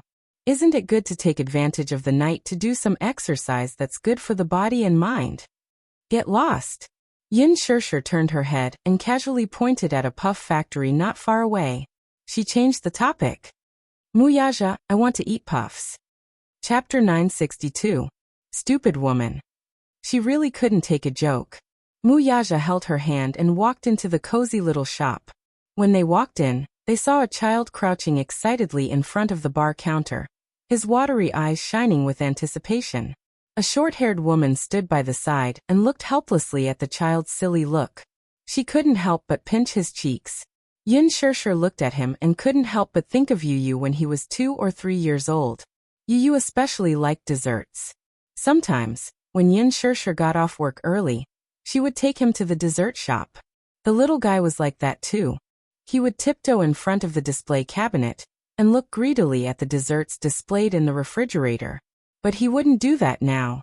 Yin Shirshir ordered a set of matcha-flavored puffs and sat quietly at the bar counter with Muyaja. The shop owner placed a cream puff on the bar counter. The child couldn't wait to grab a cream puff with each hand and greedily put it into his mouth. The shop owner was tickled by his cute appearance and laughed. "Your child is so cute." The woman frowned and said mildly, "How about I give the cute puff to you? This little guy is very naughty." Startled, Yin Shirshir turned to look at the woman with a smile. However, the woman patted the child's head lazily and said, "This little guy is very troublesome." With that said, the woman rubbed the child's fine hair on his forehead and complained half-jokingly, "Don't be fooled by how obedient he looks now. When he's naughty, it's really a headache." "Children, especially boys, are all naughty," the shop owner said with a smile. However, Muyaja lazily put his arm around Yin Shirshir's shoulder and said slowly, "When my son was your age, he was also very naughty." Yin Shirshir was slightly surprised. She didn't expect Muyaja to be like a normal person and chat with others. It felt a little strange. Perhaps the image of Muyaja in front of her had always been that of a high and mighty elite of the empire. The ruler of a storm of blood, like a god. Unexpectedly, he had such a normal side to him. Yin Shirshir blushed a little. What? Muyaja was a normal person. Haha, really? The woman was slightly surprised. "Handsome, how old are you? You don't look like someone who has a child." 28. "Wow, so young. Is this your lover?" Muyaja lowered his head and glanced at Yin Shirshir, who was leaning against him. Then he smiled gently and his eyes were filled with affection. "Yes. She is my wife." Yin Shirshir's face turned even redder. She buried her face shyly. "She is my wife." This sentence really made her blush and her heart beat faster. Immediately, a warm current flowed into her heart. For the first time in her life, she felt such an unfamiliar warmth. The woman walked out of the shop with the child. Muyaja stared at the woman's back until they disappeared into the night. Then he slowly retracted his gaze. Yin Shirshir waved the bag of puffs in front of his eyes and asked puzzledly, Muyaja, what's wrong with you? Muyaja came back to his senses and smiled as he shook his head and said, Nothing. I just feel a little envious. Yin Shirshir didn't understand the meaning of his words for a moment. Sometimes I really envy such an ordinary and simple family, Muyaja said sincerely. Chapter 963. Yin Shirshir was stunned. It was rare to hear such sentimental words from him. For a moment, she couldn't help but feel curious. Yin Shirshir stared at him with interest. Muyaja cast a sidelong glance at her. What are you looking at? Let's go. Wait. Yin Shirshir grabbed his hand, picked up the phone, and pulled him to her side. She pressed her face against his cheek, raised the phone, and turned on the camera. Come smile. What do you want to do? Yin Shirshir said, Smile. We haven't taken a photo together yet. Muyaja raised his eyebrows. Don't put on such a serious expression. It's very scary. Smile for me. Muyaja looked at the camera blankly and suddenly revealed a cold smile. Click. Yin Shirshir took a photo and looked at it. She raised her eyebrows and said unhappily, Muyaja, your smile is so evil. Evil? Yin Shirshir didn't care anymore. She took a few photos and sent them to her private channel happily. What do you think of the couple's faces? Someone's smile is so evil. She looked up and asked, Muyaja, do you have a Weibo account? I didn't apply for one. Why didn't you apply for one? You're too outdated. Yin Shirshir couldn't help but criticize. Muyaja laughed. Not interested. Apply for one. I'll get it certified for you. I don't want to. Why not? It's a little troublesome. Then I'll get it for you. Muyaja was helpless. Weibo is boring. I don't understand what's so fun about it. Mr. Muyaja, your life is so boring. As she spoke, Yin Shirshir took out a small puffball and brought it to his lips. She said with a smile, Come try this shop's puff. It's delicious. Muyaja frowned slightly as he looked at the bubble ball. His face was full of unwillingness, but he didn't open his mouth. He didn't have a sweet tooth and had never eaten puffs before. Yin Shirshir saw the look of disgust on his face and complained. Why do you have such an expression? I'm feeding you puffs, not arsenic. Why do you look like I'm poisoning you? Muyaja said, I don't like it. Then have a taste. It's very delicious. Come on. She stuffed it into his mouth as she spoke. Muyaja was forced to take a bite. In an instant, the rich cream filled his mouth. He didn't like the taste. He couldn't swallow or spit it out. He frowned deeply. Yin Shirshir saw his face turn green and her eyes widened in shock. She asked in confusion, Hey, what's wrong with you? Are you okay? Muyaja opened his mouth and took a bite. The cream filled his mouth. He opened his eyes in shock. He clearly saw that the ball was round, but he didn't expect it to be wrapped in cream. He didn't like sweet things, especially cream. He would feel nauseous when he ate it. Seeing his face turn green, Yin Shirshir was shocked. She quickly asked, What's wrong? Does it taste bad? Muyaja held it in and didn't spit it out. After swallowing it, he suddenly felt sick of the taste in his stomach. Yin Shirshir saw that his expression was too cute, and suddenly smiled mischievously. She made another puffball and waved it in front of him. Then she took a bite in front of him. Chapter 964. It was rare for Yin Shirshir to see such an expression on his face. She found it extremely interesting and swallowed a few more puffs. Her mouth was full and cream stained her lips. Muyaja furrowed his brows and turned his head away from her. Yin Shirshir burst out laughing and said, So you don't like cream? Muyaja said disdainfully, It's the way you eat that's too disgusting. Yin Shirshir fell silent. Seeing that he had walked ahead, she quickly followed behind him and offered him the puffs in a fawning manner. She raised her brows and asked, Hee, I still have a few more puffs here. Aren't you going to eat them? Muyaja turned his head away. Nope. Yin Shirshir sighed and stood unhappily at the same spot. All right. It was fine if he didn't like it. Why did he have to show such an expression? It was as though he despised the food she was eating. She lowered her head and pouted her lips resentfully. She picked up the last puffball and bit it. Before she could swallow it, her chin was lifted up by a hand.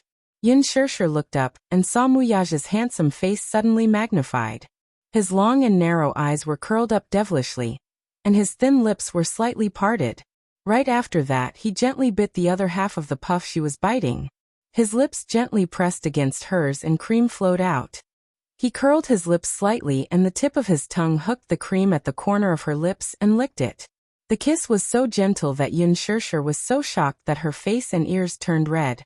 She was stunned on the spot and couldn't say a word for a long time. Muyaja bit off half of the puff and looked up.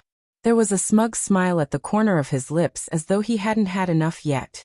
The tip of his tongue hooked the cream on his lips and he said casually, "It tastes pretty good." She didn't know if he was talking about the puffs, or if he was referring to something else with his teasing tone. Yin Shirshir pursed her lips. Her eyes were filled with shame and anger. She said coquettishly, "You." Before she could finish speaking, her hand was gently held by him. Muyaja lowered his head to look at her and asked, "Have you enjoyed yourself?" "Ah, what? First date?" Muyaja smiled and rubbed her hair. "It's already so late. Can we go back now?" Yin Shirshir originally wanted to nod, but when she thought that she would have to sleep after going back, she was a little unwilling, so she said, "Let's wait a little longer. It's still early." Muyaja glanced at her coldly. He reached out and handed her his watch. "What time is it now?" he asked with a frown. Yin Shirshir glanced at it and answered obediently, "It's 11 o'clock. It's already so late. I have to go back to the company." Thinking of the mountain of cases in the company, Muyaja felt a headache coming on. Upon hearing that he was going back to the company, the smile on Yin Shirshir's face suddenly froze. "Muyaja, can you not go to the company?" She needed him. She was already used to him. She was used to the sense of security in his arms when she opened her eyes every day. She was also used to the fresh fragrance of his hair on the pillow. She couldn't bear to part with him. Muyaja held her chin and pressed the tip of his nose against hers. "What? You can't bear to part with me? I want you to accompany me." Yin Shirshir stammered a few words. Muyaja looked at her and his eyes changed slightly. However, she wrapped her arms around his waist. "I want you to accompany me. Don't go to the company. Stay at home with me tonight, okay?" "Okay, let's go home." Muyaja smiled and pulled her wrist to the car parked by the roadside. "Be good. Go back and rest early."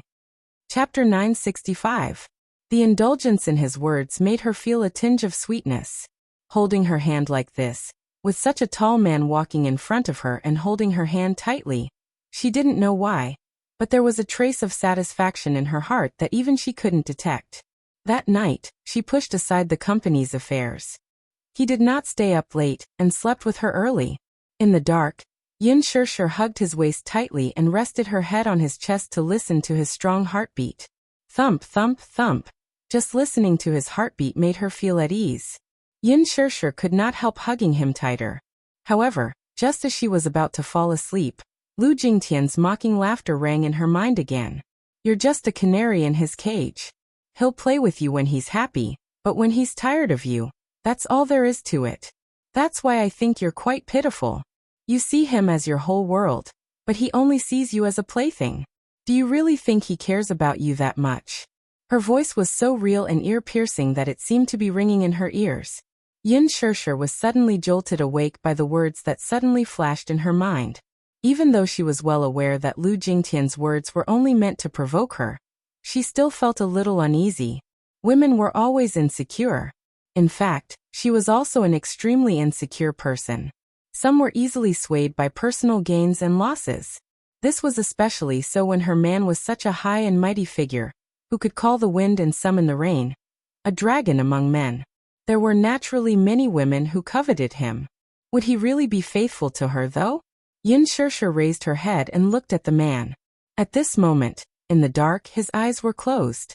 The darkness seemed to give him something even more charming. Exquisite facial features, deep brows, and handsome silhouette. Especially those long and narrow eyes. Even if his eyes were closed, they still exuded an insufferably arrogant aura of looking down on all living things. He was a man who was as arrogant as a god. Even though he was right by her side, she still felt that it was a little unreal. She suddenly leaned closer to him and planted a kiss on his thin lips. The taste of kissing him was so wonderful that she couldn't help but move her lips for a long time. She covered his warm lips with the tip of her tongue and gently pried open the gap between his lips before sliding in. The man suddenly opened his eyes and cast a sidelong glance at her. Yin Shirshir immediately raised her head. Seeing that he had woken up, her face blushed and she shyly pursed her lips. You didn't sleep?" She looked embarrassed and laughed dryly. This was the first time she took the initiative to kiss him, and he actually bumped into her. Thus, she felt a little embarrassed. In fact, he had already fallen asleep. However, he had always been a light sleeper and would wake up at the slightest movement. When he opened his eyes, she took the initiative to kiss him. For a moment, he was a little surprised. He had never seen her so proactive before. "What? Aren't you going to continue?" His voice was hoarse, revealing a hint of suppressed gloominess. With that, he flipped over and pressed her under his body. Using the incomplete kiss from before, he kissed her deeply on the lips. He suddenly sank into her. Only when they had enjoyed themselves to their heart's content did they stop. Before he fell asleep, he hugged her. The woman in his arms was already exhausted, and her body was unbelievably limp after their lovemaking. The two fell asleep in each other's arms. Chapter 966. Early in the morning, the sky was still slightly bright. Yin Shirshir was woken up by the movement beside her. By the time she woke up, Muyaja was already dressed in a suit and leather shoes. This man always recovered his energy at lightning speed. She was still so tired, but he was already full of energy. She was a little envious of him. Seeing that she had opened her eyes, he sat by the bed and gently caressed her cheek. "Why are you awake? Sleep a little more." Yin Shirshir raised her hand and covered the back of his hand. "Are you going to the office?" Muyaja planted a kiss on her forehead. "Yes. You continue sleeping. I'm leaving." With that, he got up and prepared to leave. Yin Shirshir suddenly sat up and called out to him. "Muyaja." The man turned around. She bit her lower lip and suddenly asked, "Will you be back today?" Her face was filled with anticipation. Muyaja glanced at her and then said in a deep voice, "I'll be back early." After saying that, he closed the door and left. Yin Shirshir lay back on the bed and closed her eyes for a while before getting up to prepare breakfast. She then personally sent the two little lads to school. In the afternoon, Yin Shirshir brought the two little lads home. The weather was hot, so Xiao Yichen pestered Yu to go out to buy ice cream. Although Yu was unwilling, she could not resist his pestering and went out with him. Not long after, there was a knock on the door. Yin Shirshir felt strange. Did the two little guys forget to bring money? Thus she hurriedly opened the door. Just as she opened the door, a familiar face came into view. Song Enya. She was startled to see Lu Jingtian standing beside her niece and an unfamiliar man beside her. "Yin Shirshir, it turns out that Brother Mu is hiding you in his golden house and hiding you here." She then kicked the door wide open and walked in with Lu Jingtian. Yin Shirshir took a few steps back. Her face turned cold. These two people came in a menacing manner. Their faces were unfriendly. It was obvious that they were here for revenge. With a ferocious look in her eyes, Song Enya grabbed her arm the moment she walked in. Her grip was so strong that it almost left a red mark on her wrist.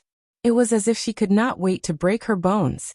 Yin Shirshir struggled, but with a look from the Missy, Lu Jingtian stepped forward and grabbed her other arm. This time, Yin Shirshir was completely immobilized. "Brother, come quickly. It's this B*TC. It's her.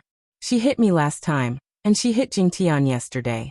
She shamelessly seduced Brother Mu and bullied me. It's her. Come in and take a good look at this bitch's face." Song Enya called toward the door. Following that, Song Yunshi strode in. The tall figure stood in front of her and looked down at her with a frosty expression. Muyaja rushed home and gave Song Enya a slap. Yin Shirshir looked at the man in front of her. The man in front of her was tall and lean, but his aristocratic aura was there. One look and she could tell that he was rich and respectable. He exuded a neat and experienced aura. With just one look, she could tell that this man was from the military. He had a steel-like military aura.